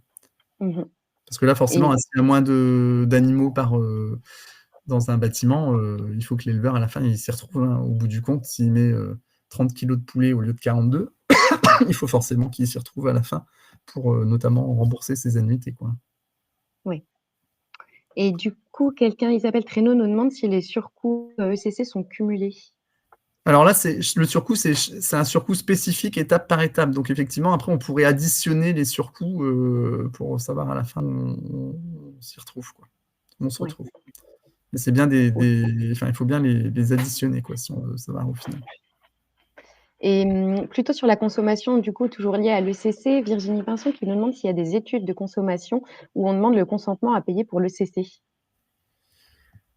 Alors, en tête, moi, j'en ai pas. Là, nous, côté Italie, on a déposé des projets dont on attend la réponse, alors qui sont pas que sur le CC. Mais on va essayer de voir un petit peu, effectivement, selon certains critères alors pas que le CC, mais ça peut être aussi sur les SICO, sur l'origine, France ou des choses comme ça, de faire des tests grandeur nature dans des cantines, dans des restaurations d'entreprise, etc., pour voir si effectivement le consommateur est prêt, donc là plutôt en RHD, hein, est prêt à payer ce surcoût, enfin en tout cas à choisir ce produit plus coûteux. Et puis après, en grande distribution, il y a eu déjà hein, des essais, enfin certaines enseignes ont déjà mis des gammes ECC. Pour l'instant, elles ont plutôt fait machine arrière, quoi. Il y a eu l'expérience, Ouais. Lidl en avait fait, était un peu revenu en arrière. Il y a Super U qui en avait fait également, qui sont aussi un peu revenus en arrière. Alors pas forcément revenus complètement en arrière, hein, mais en nuançant, par exemple, en respectant peut-être plus la densité ECC en tant que telle, mais en mettant une densité intermédiaire entre de l'ECC et du classique, du conventionnel classique. Donc voilà. Mais voilà, après, je pense qu'il n'y a pas forcément, enfin, à ma connaissance, j'ai pas d'autres études sur vraiment le consentement. En tout cas, autre que du déclaratif, hein, parce qu'après, dans des projets, on a déjà fait un peu sur du déclaratif, mais là, je veux dire, en situation un peu réelle, pour voir vraiment le comportement d'achat, je pense que pour l'instant, il n'y en a pas forcément de fait. Et il y a quelqu'un qui nous demande, donc Carole Cornu qui nous demande, si tu as le poids moyen d'un poulet standard ou une fourchette de poids versus ECC. Est-ce qu'on est sur les mêmes références de poids dans les autres pays européens? Oui, bah là, je vais demander à Mohamed si tu peux nous remettre les poids, il aura le chiffre le plus précis. Alors nous, on a toujours un petit différentiel. Alors là, dans l'étude de Peter Van Horn, il est parti sur du poulet lourd. Mais sinon, on a toujours un peu ce différentiel où on a un poids moyen plus léger en France que dans les autres pays. On est en dessous de 2 kg, 1,8 kg, 1,9 kg, quand dans les autres pays, on peut être au-dessus de 2 kg. On l'avait présenté dans une version précédente de WebEco, mais on a un alourdissement aussi du poulet en France. Donc notre poids moyen, il est un peu en train d'évoluer, puisqu'on a notamment toute la catégorie poulet lourd qui se développe beaucoup. Et effectivement, ça peut avoir un impact aussi si on est sur des poids à la fin qui sont différents. Le différentiel peut effectivement changer, quoi. Ouais. Est-ce que alors peut-être que pareil Mohamed aura, les chiffres, mais est-ce que pour, Frédéric Tessier, tu as l'impact CC sur le prix de vente consommateur au prix par kilo en poulet par kilo? Bah, en fait, tout dépend du coût du produit. Là, vous avez un peu quand même les ordres de grandeur. Vous pouvez voir un peu ce que ça peut représenter pour le consommateur. Bon, notamment, bon, il va se situer en tout cas en deuxième catégorie. Donc, il faut cumuler les surcoûts au niveau de l'exploitation plus les surcoûts après abattage. Donc, ça peut faire entre, si on fait rapidement du plus 35% par exemple pour le consommateur. Sur du poulet entier. Et après, si on est sur du filet de poulet, là, ça peut encore monter de façon plus élevée, quoi. On peut rajouter encore 19 à 20%. OK. Et est-ce que tu sais s'il y a beaucoup d'acteurs européens qui ont adopté la démarche ECC? Alors, il y a beaucoup d'acteurs d'ailleurs sur les sites des ONG. Ils tiennent un peu les comptes de quelles sont les entreprises. Alors, il n'y a pas de pays en tant que tel qui sont engagés pour le CC, c'est bien des entreprises, que ce soit des entreprises d'ailleurs de la distribution ou de la RHD. De la RHD. Et donc, il y a un certain nombre de pays qui ont pris des engagements. Donc, d'entreprises qui ont pris des engagements. Donc, cette liste, vous pouvez la retrouver sur les sites des ONG, ils suivent ça de très près. Donc, il y a un certain nombre d'engagements qui sont pris. Mais après, c'est pas parce qu'ils sont forcément engagés qu'ils ont respecté leurs engagements. Surtout s'il n'y a pas forcément l'offre suffisante. Donc là, c'est là où on va voir si le fait que les acteurs français industriels disent qu'ils sont prêts à fournir l'offre nécessaire pour que, à l'aval, ils puissent suivre leurs engagements. On verra si ça suit ou pas. Et après, il est fort probable aussi que si le marché ne suit pas, malgré les engagements, ça risque d'être compliqué de tenir tous les engagements. Après, je rappelle, sur les engagements, ça ne concerne pas forcément 100% de la volaille qui est vendue, par exemple, en distribution. Ça peut être que sur la MDD cœur de gamme de l'enseigne et sur les marques, par exemple, là, Le Gaulois, Maître Coq pour LDC, mais pas forcément pour l'ensemble du poulet, notamment sans marque ou, on va dire, premier prix, quoi. La MDD premier prix. Donc, ça va peut-être aussi changer un peu les parts de marché. Peut-être que le premier prix risque de se retrouver, par conséquent, renforcé pour le consommateur qui n'a pas envie de payer un prix plus élevé pour sa volaille, quoi. Mmh. Ça va vraiment être à OK. suivre sur les tendances de consommation futures, quoi. Et pour rester du coup sur, cette ECC, est-ce que les fournisseurs de poussins sont capables de fournir assez de poussins hors ROS 308? Ça fait partie effectivement dans les engagements et j'imagine les tableaux de bord que vont devoir faire les acteurs de la volaille. C'est de s'assurer que tous les maillons de la chaîne, y compris ce maillon-là, du coup, est en capacité de fournir le bon nombre de poussins dans ces souches-là. Donc ça, c'est des choses, parce que pour l'instant, c'était plutôt, enfin, les annonces, c'était plutôt de dire que c'était pas si simple que ça de pouvoir fournir, si demain il y avait un volume de CC qui était vraiment en augmentation très forte, de réussir à couvrir le nombre de poussins nécessaires. Alors après, il y a aussi une certaine...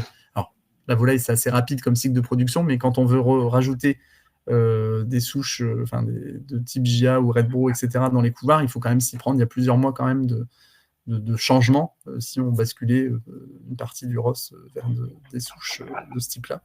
Donc ça, c'est pareil, c'est des choses qu'il va falloir suivre de près pour voir si on est en capacité, mais c'est effectivement une excellente question. Il faut que tous les maillons soient en capacité de suivre. Ça peut être aussi sur l'aliment, hein, c'est pas tout à fait le même type d'aliment, ça peut être sur en fait tous les maillons, de voir s'ils sont en capacité de suivre. Oui, bah, justement, il y a Yannick Carré qui nous disait que, à noter que les abattoirs doivent également s'équiper d'étourdissements au gaz pour être conformes au CC. Donc, c'est vraiment sur tous les maillons de la chaîne. Tout à fait. Donc, on a dit en abattage, c'est vraiment le point principal. Alors, il y a les nouveaux abattoirs, etc. C'est un peu comme les nouveaux bâtiments en production. Ils se mettent à ce type d'installation. Mais tous les abattoirs qui ne sont pas équipés actuellement, ça a un certain coût aussi, hein. C'est pour ça aussi qu'il y a un surcoût aussi sur le volet abattoir. Bah, tout ça, il faut que ça se mette en place. Donc, pareil, si c'est progressif, on peut imaginer qu'il y a des abattoirs qui se spécialisent au départ dans le CC plus moderne ou autre, et puis les autres abattoirs continuent à faire du standard plus classique. Mais à terme, si les volumes vraiment augmentent, ça veut dire qu'il faut aussi encore mettre pas mal de coûts d'investissement dans les abattoirs pour les mettre aux règles ECC. Oui. Je retourne sur, quelques questions sur, du coup, plutôt les imports. Concernant les imports, du Royaume-Uni, est-ce qu'il ne s'agit pas de produits transformés origine Brésil ou Ukraine? Alors au Royaume-Uni, on va dire, il y a des échanges assez historiques, hein, entre quand il était membre de l'Union européenne. Donc il peut y avoir des transferts de marchandises, on va dire, entre des poulets qui sont importés au Royaume-Uni pour y être transformés et réexportés vers d'autres pays. Donc il y a eu, historiquement étant dans l'Europe, il y avait des échanges de flux de produits avec des étapes de process différentes selon les pays. Donc ça, c'est un peu, ça se poursuit, mais c'est quand même plus les mêmes règles qu'avant, c'est quand même plus drastique. Donc les pourcentages sont plutôt quand même en diminution, effectivement. Ouais. Et il y avait une dernière question, alors je crois que quelqu'un a plus ou moins déjà répondu, mais est-ce qu'il y a de nouveaux abattoirs qui se construisent en Arabie Saoudite? Alors, j'ai pas les derniers chiffres en tête, mais effectivement, dans les pays, de toute façon, pas que l'Arabie Saoudite, mais les pays du Proche et Moyen-Orient, il y a quand même une volonté d'essayer d'être de plus en plus souverains. Je mets un peu des guillemets parce qu'ils sont pour l'instant assez loin d'y être, mais en tout cas, ils essayent de développer leur propre filière dans ces pays-là pour être un peu moins dépendants des imports. Alors, par contre, avec des conditions de production qui sont pas évidentes, hein, parce qu'ils sont dans un climat qui n'est pas forcément toujours très compatible avec la production agricole. Et donc, c'est quand même un grand renfort, on va dire, d'investissement, de climatisation, d'irrigation, etc., donc qui peuvent poser d'autres questions. Mais effectivement, il y a une volonté d'être un peu plus souverain pour ces pays-là. Alors, je ne sais pas Ouais. exactement, là, si dernièrement, il y a eu d'autres investissements, mais c'est en tout cas une volonté de ces pays. OK. Alors on a Mohamed qui a répondu, avec des chiffres dans le chat. Je vous invite à lire ses commentaires. Merci Mohamed, et je crois que j'ai fait à peu près le tour de toutes les questions qui ont été posées. Merci beaucoup. Donc, si tu veux continuer sinon, je pense que tu peux. Merci. Donc, on va maintenant passer au niveau européen sur la volaille.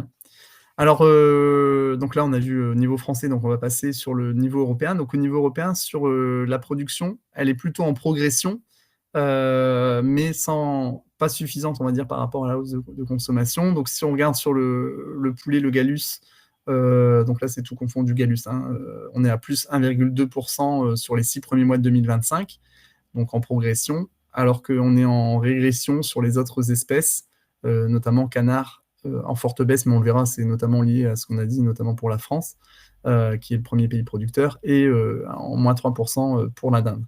Et avec des marchés, on va dire, assez tendus sur le vif, mais ça, on y reviendra avec les cotations. Si on regarde maintenant le détail de la production, donc pays par pays européen, donc la Pologne, c'est le premier pays producteur de volaille globalement, et notamment parce qu'elle est première sur le poulet.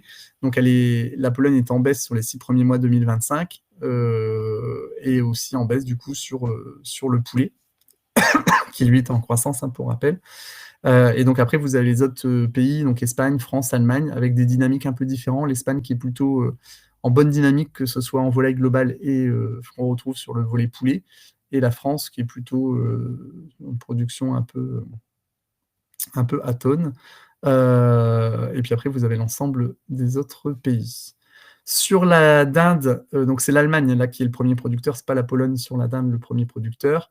Il y a une petite baisse de production aussi côté Allemagne sur les 6 premiers mois, et en Pologne une baisse plus forte qu'on retrouve aussi en France et en Italie dans les mêmes pourcentages. Et en Espagne aussi, là on a dit un peu dynamique comme sur les autres filières espagnoles.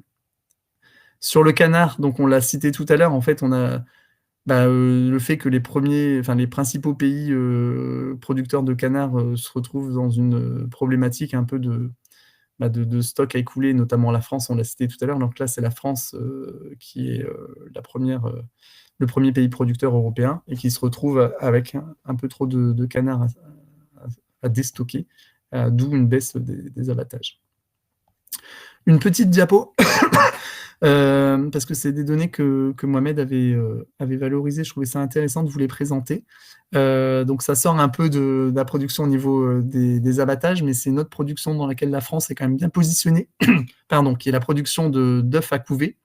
Et donc là, vous voyez les différents pays européens, comment ils se situent par rapport à la production d'œufs à couver. Donc la Pologne est aussi le premier pays producteur au niveau européen maintenant, est très dominant en fait sur le poulet de chair. Donc c'est la barre, enfin l'histogramme noir. La France est le second pays au niveau européen, toute espèce confondue, et surtout, vous voyez par rapport à la diversité des couleurs, la France en fait, elle a la particularité d'être présente sur pas mal d'espèces différentes et bien positionnée sur les autres espèces. Donc 1,4 milliard d'OAC, donc numéro 2 en Europe derrière la Pologne, et depuis 2019. Donc en poulet de chair, la France est numéro 2, en poule pondeuse numéro 1, en dindonneau numéro 1, en canard numéro 1, en patin numéro 1, et en sélection en numéro 3 derrière l'Espagne et la Hongrie. Donc petit rappel quand même que dans les différents maillons, sur ce maillon-là, la France a quand même encore une place importante. Alors, cette parenthèse étant refermée, on va revenir sur les prix et la hausse un peu spectaculaire des cotations en vif. Donc là, c'est des données publiées par la DG Agri au niveau de la Commission européenne. Et vous avez en fait, en plein, là, vous avez les coûts de production global du poulet, des poulets de chair, en ferme, on va dire. Et puis, vous avez le prix du poulet, là, qui est la ligne violette qui part toute seule en haut, là. Et donc, on voit qu'on a une décorrélation, en fait, entre le coût de production, donc là, on est bien au niveau global européen, le coût de production du poulet européen par rapport à son prix vente sortie ferme. Donc là, on a un décrochage qui est en train de se produire et qu'on peut retrouver à différents niveaux. Quand on regarde maintenant des cotations des différents pays européens qui ont des cotations, je vous rappelle qu'en France, il n'y a pas de cotation du poulet. En Pologne, donc le prix du poulet entier classe A, donc c'est en pointillé, vous voyez qu'il a atteint, donc là c'est en 100 € du kilo d'équivalent carcasse, donc c'est les pointillés, donc vous voyez il a atteint aussi des nouveaux pics, notamment sur le milieu de l'année de 2025. La cotation ABC, la cotation utilisée dans les pays du nord de l'Europe, zone Benelux, on est aussi sur des niveaux assez importants. On a avoisinant les 1,40 € du kilo vif. Et donc là, sur ce graphe, en fait, c'est les cotations qui sont remises en base 100 pour voir l'évolution des cotations les unes par rapport aux autres entre Dens, donc aussi une cotation belge, ABC et Pologne qu'on a citée, et l'IPAP, qui est pas une cotation, mais qui est la valeur du poulet vif. Donc ça, c'est une donnée INSEE. Et donc l'IPAP, vous voyez en noir, et les autres, c'est dans les 3 autres couleurs, et on voit qu'on atteint des records en Europe sur le vif, mais en France, pas forcément au même niveau, quoi. D'où un peu les réclamations qui peuvent être faites actuellement par l'amont de la filière par rapport à ce qu'ils peuvent voir sur les cotations du reste de l'Europe, quoi. Il y a un peu un décalage qui se produit entre la France et les autres pays européens qui sont sur des systèmes notamment de cotation, donc un peu différents du système français actuel. Voilà, on pourra revenir s'il y a des questions sur ces volets-là. Et juste pour reparler un peu de Brésil et d'Ukraine, sur le Brésil, rappel quand même, il y a eu un volet sanitaire important puisqu'il y avait le 16 mai un premier cas d'IAHP dans un élevage. Le Brésil était jusqu'alors un des rares pays très gros producteurs de volailles à être exempté d'IAHP. Donc ils ont eu aussi un cas dans leur pays. Et le Brésil, du coup, a dû se déclarer pays non indemne. Après, il n'y a plus aucun cas dans un élevage jusqu'au 18 juin, donc le Brésil s'est déclaré de nouveau indemne, mais les pays qui avaient fermé leurs frontières, et notamment, on verra, il y a d'autres pays, mais il y avait l'Union européenne, n'ont pas rouvert tout de suite. Donc le 7 août, il y a plusieurs pays qui ont levé leur embargo depuis le Brésil, Corée du Sud, Qatar, Angola, ou des fois avec des levées partielles comme en Arabie Saoudite. Le 9 août, il y a le Chili qui a aussi levé l'embargo.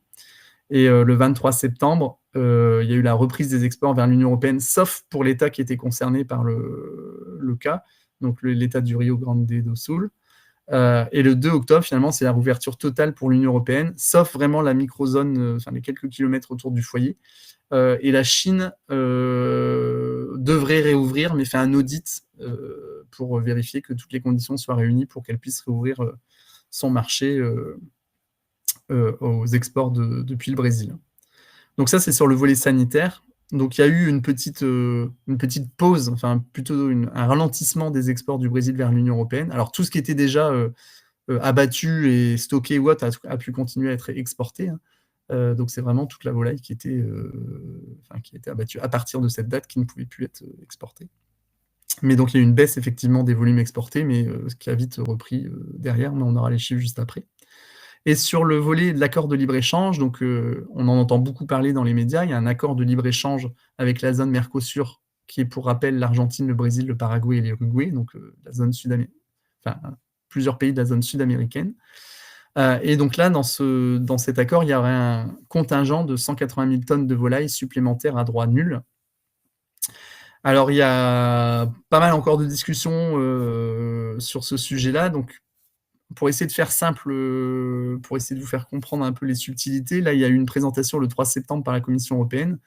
Et il y a deux parties, en fait. Il y a deux accords, en fait. Il y a un accord commercial intérimaire et qui, lui, peut être publié sans compétence avec la seule compétence, de l'Union européenne. C'est-à-dire qu'en gros, il n'y a pas besoin d'avoir l'accord de tous les États membres. Seulement le Conseil et le Parlement européen suffisent. Et donc, ça permet en fait de commencer l'accord sans le risque d'un veto de pays États membres.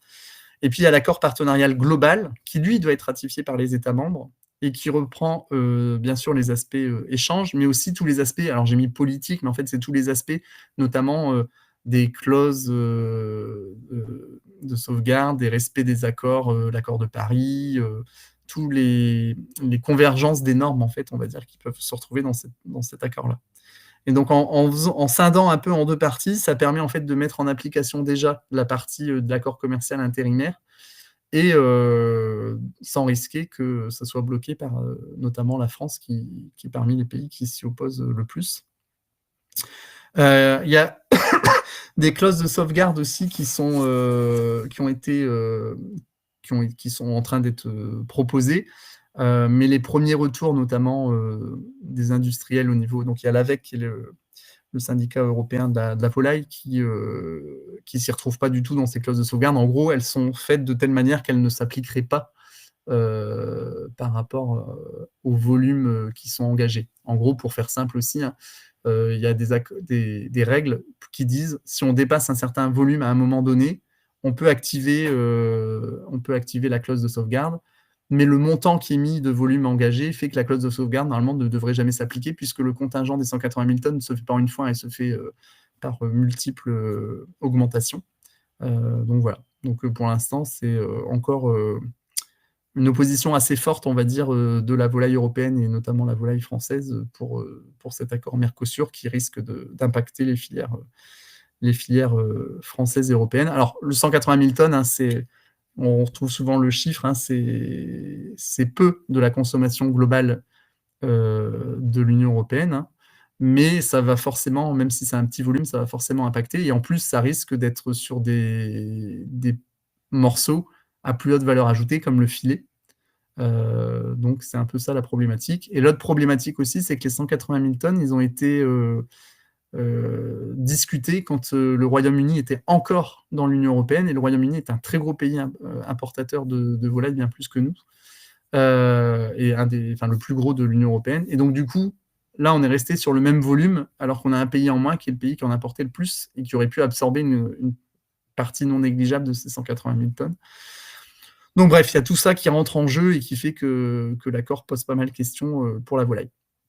Et dans les bruits de couloir, hein, c'est que la signature, en tout cas sur l'accord commercial intérimaire, pourrait être signée d'ici la fin de l'année, potentiellement pendant le mois de décembre. Donc ça semble assez imminent.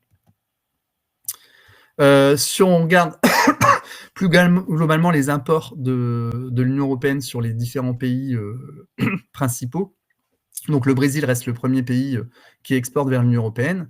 La Thaïlande a repris la deuxième place à l'Ukraine, puisque l'Ukraine a baissé ses exports vers l'Union européenne, donc de moins 8%.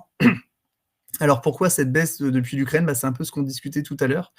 Il y a certains pays qui ont fermé leurs frontières en fait, sur l'origine Ukraine, notamment Pologne, Hongrie, des pays de l'Est de l'Europe et frontaliers de l'Ukraine. Et puis, notamment l'acteur majeur de l'Ukraine essaye de retrouver d'autres débouchés qu'il avait pu avoir par le passé et sur lesquels il avait perdu un peu des parts de marché, notamment le Proche et Moyen-Orient. Et donc, il se repositionne et donc, il fait que ça reste plus modéré vers l'Union européenne. On verra vendredi, la dynamique est complètement différente pour ceux qui seront là sur les œufs. Sur le Brésil, vous avez le détail en fait de la baisse sur le timing où le pays était concerné par le cas de grippe aviaire et donc du coup un désembargo de certains pays importateurs, dont la zone européenne. Mais finalement, qui a assez rebondi rapidement derrière. À noter aussi, c'est le petit point tout en bas, qu'il y a une explosion des imports depuis la Chine. Alors vous voyez, là, c'est le 5e pays sur le graphe, mais quand même avec plus 33%. Et en fait, c'est notamment les préparations à base de volaille, et notamment la partie canard, sur laquelle la Chine est plus offensive que ce qu'on avait pu connaître jusqu'alors. Petit point IAHP au niveau français. Alors, il y avait quelques cas en faune sauvage en septembre dans les zones un peu du littoral atlantique, Bretagne, Vendée, Charente-Maritime, sur des goélands, des cygnes, etc. Et là, il y a quand même eu le premier cas dans le Pas-de-Calais le 10 octobre, donc la semaine, il y a 4 jours. Donc, point de vigilance quand même sur ce cas. Alors, c'est un cas dans un élevage de gibier près de la zone littorale aussi du Pas-de-Calais, donc à suivre, et voir aussi si le pays, la France devrait passer de nouveau à risque modéré par rapport à un risque négligeable. Donc voilà, affaire à suivre, on n'est pas complètement sorti de cette histoire d'IHP actuellement. Et puis l'autre pays qui avait pas mal posé de questions, enfin en tout cas il y avait pas mal de points de vigilance, c'était l'Espagne, parce que là ils ont eu beaucoup plus de cas, avec 40 cas en faune sauvage et 9 cas en élevage, principalement dans des élevages de poules pondeuses. Et donc ils ont abattu déjà 865 000 animaux, donc affaire à suivre aussi de ce côté-là. Sur la prise en charge de la vaccination en France, donc rappel, c'est que l'État prend en charge désormais 40% du coût total. Il y a eu plusieurs baisses depuis le début de la mise en place de la vaccination. L'État n'achète plus non plus directement les vaccins, donc ils finissent les stocks qui sont achetés, et puis après, ça sera aux filières, donc aux éleveurs potentiellement ou aux OP d'acheter les vaccins. Et à noter aussi dans les infos, c'est qu'il y a un sénateur socialiste de Dordogne, là, Serge Mérillot, qui a déposé toute une proposition de loi sur la santé animale pour à la fois élargir les compétences du FMSE. Donc le FMSE, c'est le fonds professionnel qui peut des fois servir à compenser certains trous dans la raquette par rapport au dispositif de l'État, notamment sur, par exemple, c'était pour indemniser les éleveurs touchés par l'IAHP de façon indirecte quand ils ne pouvaient plus s'approvisionner, par exemple, en poussins ou en poulettes pour les poules pondeuses, et qui étaient du coup des victimes de l'IAHP sans être dans une zone directement contaminée. Donc bref, il veut élargir les compétences du FMSE et il veut aussi revenir à une prise en charge de 70% par l'État de la vaccination IAHP. Alors ça reste des propositions à ce stade, mais pareil, affaire à suivre, de voir si ça va être le cas ou pas. Donc à retenir, et puis après on pourra prendre tout un temps de questions, j'ai l'impression qu'il y a pas mal de questions dans le chat que je n'ai pas pu suivre. À retenir sur les perspectives, donc la consommation de volaille et de poulet bat tous les records en France et en Europe. mais la production est un peu à la peine pour suivre cette dynamique de consommation, d'où les prix des cotations du vif qui s'emballent en Europe et qui semblent quand même être sur une dynamique pour l'instant qui continue. La question des engagements ECC des leaders du marché, donc est-ce que ça va être un véritable tournant ou c'est un peu un effet d'annonce? Et puis comme il y a la phrase en question, en fonction de la réponse du marché, ça va finalement pas aboutir sur grand-chose, c'est en tout cas à suivre. Les SICO, donc les signes officiels de qualité, qui soufflent enfin en termes de production après plusieurs années compliquées, donc pareil, à suivre, mais si l'inflation reste modérée, c'est plutôt favorable pour ces signes officiels. Sur l'IAHP, donc la vaccination est efficace en France, là on a un cas qui date d'il y a 4 jours, donc à voir quand même comment ça va se poursuivre.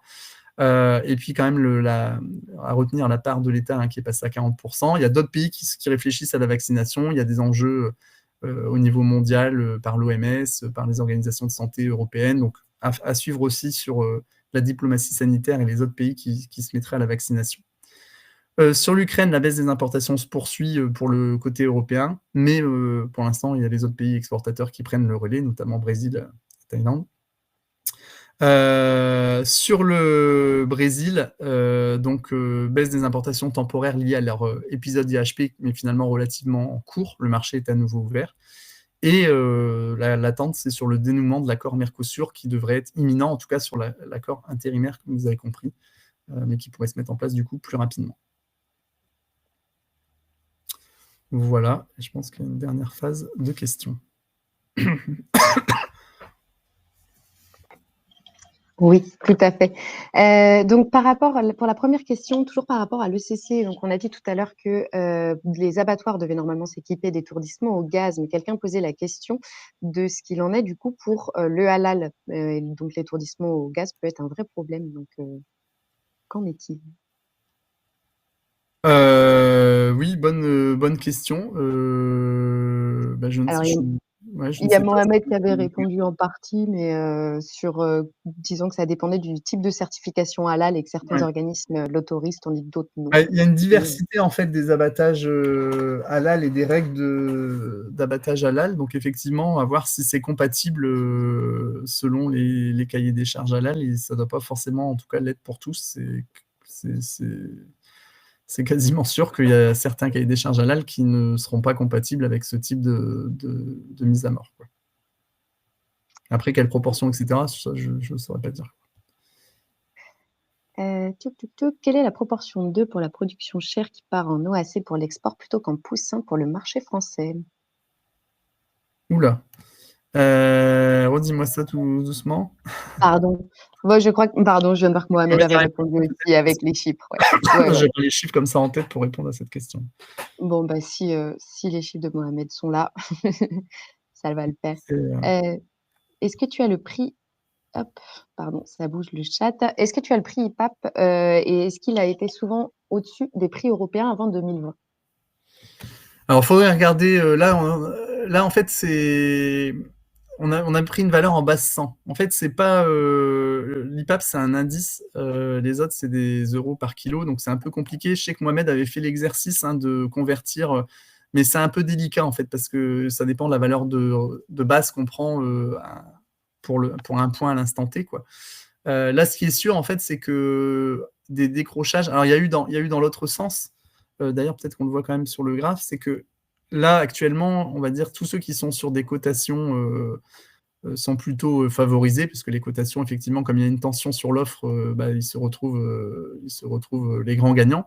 Ce qui concerne aussi, pour rappel, quand même les éleveurs du nord de la France, qui sont, tous ceux en tout cas qui travaillent avec des abattoirs belges, c'est pas 100% des éleveurs, mais c'est quand même une proportion non négligeable en France, dans le Nord-Pas-de-Calais, qui eux sont sur les cotations d'ENS notamment, et donc qui sont là clairement avantagés par ces cotations très dynamiques. Mais dans le passé, ils ont eu parfois, là voilà, on peut le revoir sur ce graphe, là DENS, vous voyez, c'est en turquoise, en 2020, ils ont eu plutôt un beau décrochage. Et puis dans les années précédentes, il y a pu y avoir d'autres moments où en fait on a des fluctuations plus fortes quand on est sur des cotations comme ça, et donc ça peut être à la hausse comme à la baisse, quoi. Donc ils ont eu ça n'a pas toujours été la panacée. Actuellement, c'est clairement favorable, ça n'a pas toujours été le cas. Pour rappel, c'est un peu quand même le distinguo entre être sur des cotations en vif et du coup être plus tributaire du marché, ou être plutôt dans un système d'intégration et être protégé des aléas du marché, mais aussi moins bénéficier potentiellement des plus fortes hausses quand il y en a, mais être protégé des plus fortes baisses quand il y en a. Donc c'est vraiment aussi deux visions de la prise de risque entre ces différents types de contractualisation, quoi.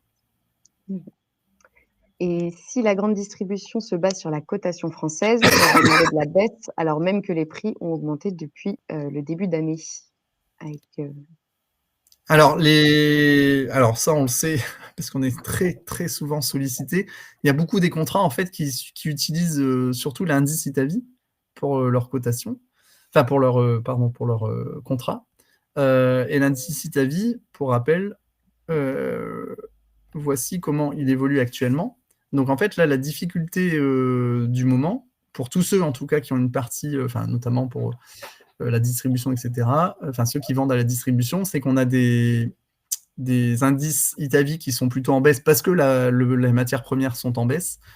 Mais du coup, tous les autres charges, s'ils sont en augmentation, ils ne sont pas pris en compte dans l'indice Itavi et donc ils peuvent se retrouver en décalage avec un indice qui baisse et donc normalement des prix qui baissent à l'aval, alors que potentiellement ils ont d'autres coûts à répercuter qui ne peuvent pas répercuter à leurs clients, quoi. Donc c'est un peu toute la problématique du moment avec cet indice Itavi qui est partiel et pour l'instant il n'y a pas forcément d'autres indices qui sont utilisés de façon majeure et qui pourraient permettre de refléter les autres hausses de coûts de production, quoi. Et puis là, on l'a vu, de toute façon, il y a même une décorrélation. Le prix du vif est même décorrélé au coût de production. Donc de toute façon, c'est presque un peu spéculatif, quoi. OK.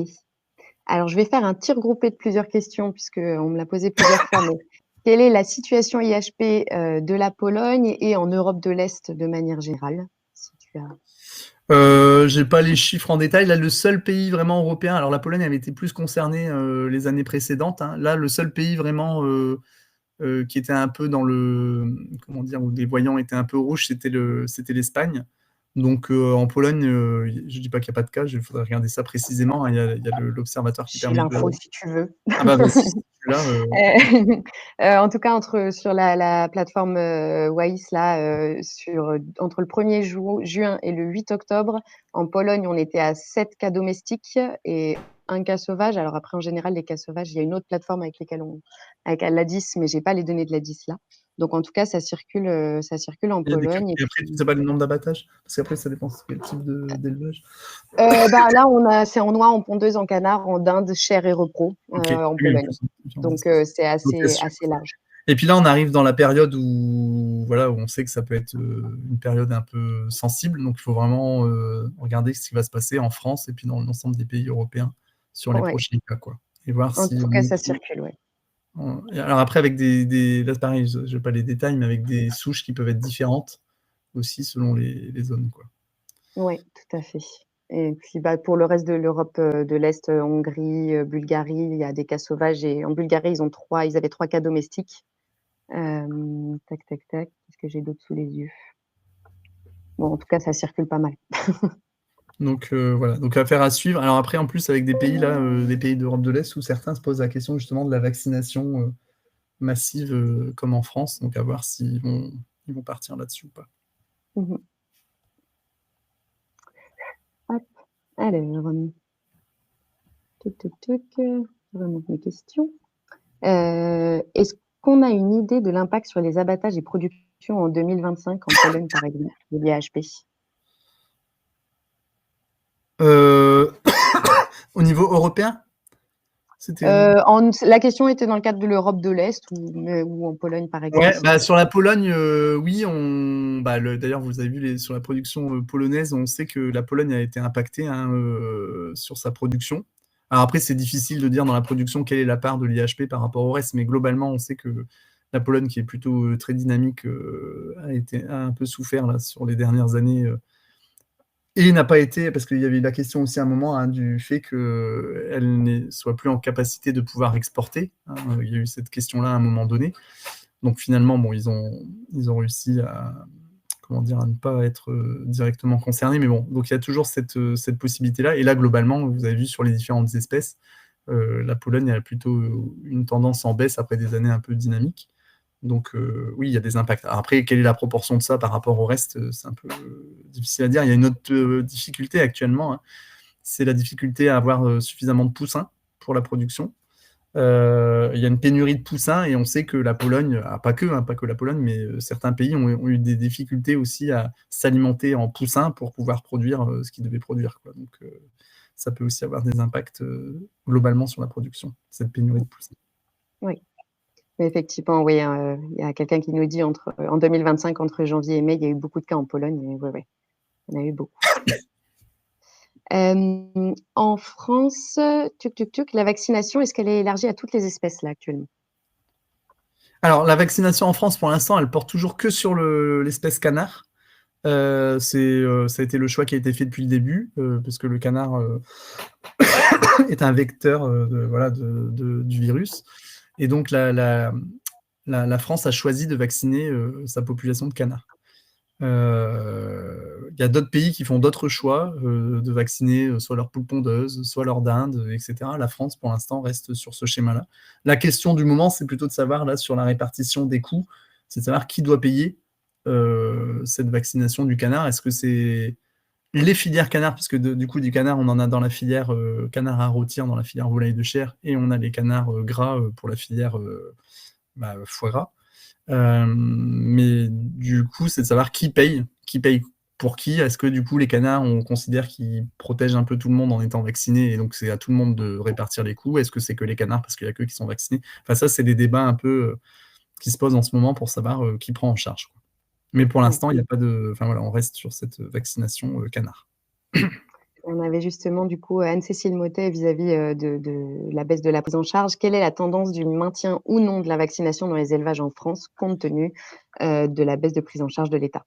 Alors là, pareil, peut-être d'ailleurs, Justine, que tu saurais mieux répondre que moi, mais là, dans ce que nous, on entend en tout cas, c'est que pour l'instant, il y a encore les stocks de toute façon de l'État qui ne sont pas finis d'être écoulés, les stocks de vaccins que l'État a achetés. Mais dans les alertes des professionnels, c'est effectivement une des questions qui revient. Alors après, je pense que c'est pareil, ça va être quelque chose à suivre de près. Est-ce que ça va rester, on va dire... Alors, après, je pense qu'il faut faire confiance quand même aux éleveurs globalement, mais le risque, c'est qu'il ne faut pas qu'il y en ait qui... Enfin, quelques-uns, parce qu'on sait que la vaccination, ça fonctionne que quand c'est cohérent et global. S'il commence à avoir des trous dans la raquette, ça peut faire des failles dans le système. Donc voilà, je ne sais pas si Justine, tu avais d'autres éléments, mais voilà, c'est plutôt pour l'instant, un point de vigilance.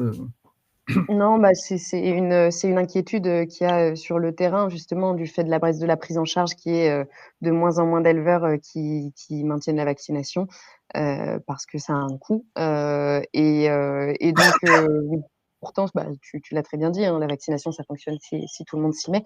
Donc, la biosécurité, ça reste, on va dire, le gros cheval de guerre et ce qu'il faut surtout maintenir au maximum. La vaccination, c'est un grand support, un grand soutien derrière, et puis ça a été en tout cas très efficace, hein, on l'a vu. Après, voilà, effectivement, ça reste en tout cas une inquiétude. On va voir comment ça se passe. Là, on voit de toute façon que ça circule déjà et qu'il y a une pression virale qui est présente en Europe avec les migrations. Donc l'objectif, c'est de rien relâcher, et puis on va voir ce qui se passe. Pour l'instant, on finit les stocks, donc il y en a, on verra. Voilà, mais effectivement, il y a ce retour terrain là. Pour l'accord intérimaire, il est bien nécessaire d'avoir 15 États sur 27, donc 55% des États membres qui représentent 65% de la population. C'est pas ce que j'ai en tête, mais peut-être. Alors vérifier, c'est pas ce que j'ai en tête. Moi, j'avais cru comprendre que vraiment, il y avait que le Conseil et le Parlement qui avaient besoin de valider. Donc je sais pas j'ai pas vu qui a donné cette information, mais si c'est le cas, Mais je c'est vois. une question. Ah Là, c'est non, une question. non, bah pour moi, non. Pour moi, pour l'accord intérimaire, il ne faut que la validation. Alors, par contre, il faut que l'accord du Parlement et du Conseil. Par contre, le Parlement, il y a des eurodéputés au Parlement. Donc, une des possibilités, c'est qu'il y a suffisamment d'eurodéputés qui essayent de bloquer l'acceptation du texte. Donc ça, c'était une des possibilités. mais normalement, il n'y a pas besoin d'accord des États membres, quoi. Oui. OK. Est-ce que vous conseillez un double indice matières premières plus vif pour les contrats des industriels avec la grande distribution? Par rapport à la question de tout à l'heure, j'imagine? En tout cas, ce qu'il faut dans les contrats, ce qu'il faut sur le point sur lequel il faut être vigilant, et ça je le sais parce que, enfin je le sais, c'est surtout Mohamed qui est là, qui en subit les conséquences, je vais dire, c'est qu'on a beaucoup de personnes qui ont l'indice Itavi effectivement dans leur contrat et qui se retrouvent un peu bloquées puisque là la matière première étant en baisse alors qu'il peut y avoir des hausses sur le reste, il y a un décrochage en fait, on va dire, enfin l'indice Itavi ne reflète qu'une partie, hein, pour rappel, c'est à peu près 50% du coût de production du volaille, donc c'est pas négligeable la matière première dans le coût de production, mais il reste quand même 50% d'autres charges. Et donc, en tout cas, il faut essayer de ne pas s'appuyer que là-dessus. Après, c'est une question aussi interprofessionnelle, ça dépend aussi. Pour l'instant, il n'y a pas d'autres indices reconnus au niveau interprofessionnel. Ça ne veut pas dire qu'on ne peut pas en mettre d'autres dans les contrats, mais en tout cas, quand on est dans Egalim, les accords interprofessionnels, enfin les indices proposés par les interprofessions doivent être pris en compte dans le cadre d'Egalim, doivent être proposés par l'interprofession et pris en compte dans le cadre d'Egalim. Et après, c'est la partie MPA, là, matière première agricole, dont l'évolution est non négociable. Donc pour l'instant, il n'y a que cette partie matière première qui est dans le scope, quoi. Donc c'est un peu la limite, quoi.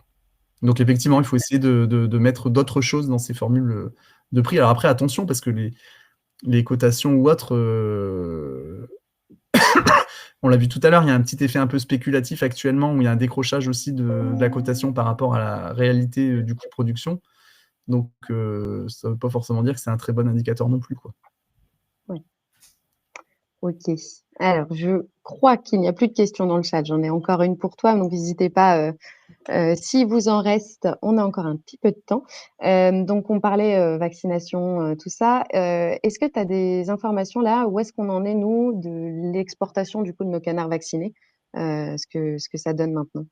Alors j'ai pas refait le point là, le principal pays, hein, qui nous impactait. Alors déjà, c'est que l'exportation, c'est pas forcément que les canards vaccinés qui pouvaient être concernés, c'est-à-dire que le pays complet pouvait être concerné sur l'ensemble de ces volailles.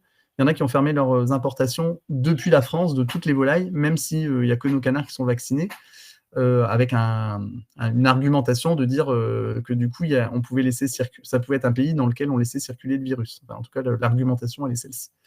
Donc il y a des pays qui avaient fermé, Japon, Canada, etc. Alors c'est pas forcément des pays sur lesquels on va exporter nous de la volaille de chair. La différence, c'était le Royaume-Uni avec le canard, on l'a cité, mais là par contre c'était bloqué que sur le canard. Donc ça c'est réouvert. Après la problématique sur ces autres pays, c'est que c'est des pays sur lesquels par contre on peut exporter de la génétique. On a vu tout à l'heure qu'on était le deuxième pays producteur d'OAC au niveau européen, donc on a quand même pas mal d'entreprises qui exportent du matériel génétique à travers l'Europe et le monde. Et c'est plus sur ces pays-là que ça peut, enfin sur ce maillon-là que ça pouvait impacter. Et puis après, il y a plus globalement ce qu'ils appellent la diplomatie sanitaire, c'est-à-dire que plus il y aura de pays qui vont vacciner, moins ça pourrait être une contrainte aux échanges, parce que souvent c'est un peu quand même un prétexte qui peut être un peu fallacieux de prétexter en fait une règle sanitaire, alors qu'en fait ça peut être des fois une règle un peu de contournement, on va dire, des échanges, enfin des règles de l'OMC, quoi. Et c'est d'ailleurs un peu, enfin le Brésil, c'est un peu ce qui est reproché d'ailleurs à l'Union européenne de ne pas avoir réouvert assez vite son embargo, alors qu'ils étaient indemnes, ils ne comprenaient pas pourquoi l'Union européenne mettait autant de temps à réouvrir. Donc voilà, des fois on peut en être considéré la victime, des fois on peut en être considéré le coupable, mais c'est quelque chose d'assez classique, en tout cas dans les échanges, voilà, d'utiliser ces argumentations sanitaires pour interdire les échanges. OK. Et alors tu l'évoquais très, très rapidement, mais sur les droits de douane, je sais que ça évolue. Est-ce que tu as des informations sur les prochaines règles? Ouais, alors sur l'Ukraine, l'actualité est encore brûlante, puisque donc pour l'Ukraine, on n'a pas refait le détail là, mais il y avait des accords donc, de suspension des droits de douane de façon annuelle, reconduite chaque année depuis l'entrée en guerre de l'Ukraine, enfin de la Russie en Ukraine. Et du coup, dans les dernières évolutions, il y avait été ajouté des clauses de sauvegarde en cas d'un volume de produits importés au-delà d'un certain contingent.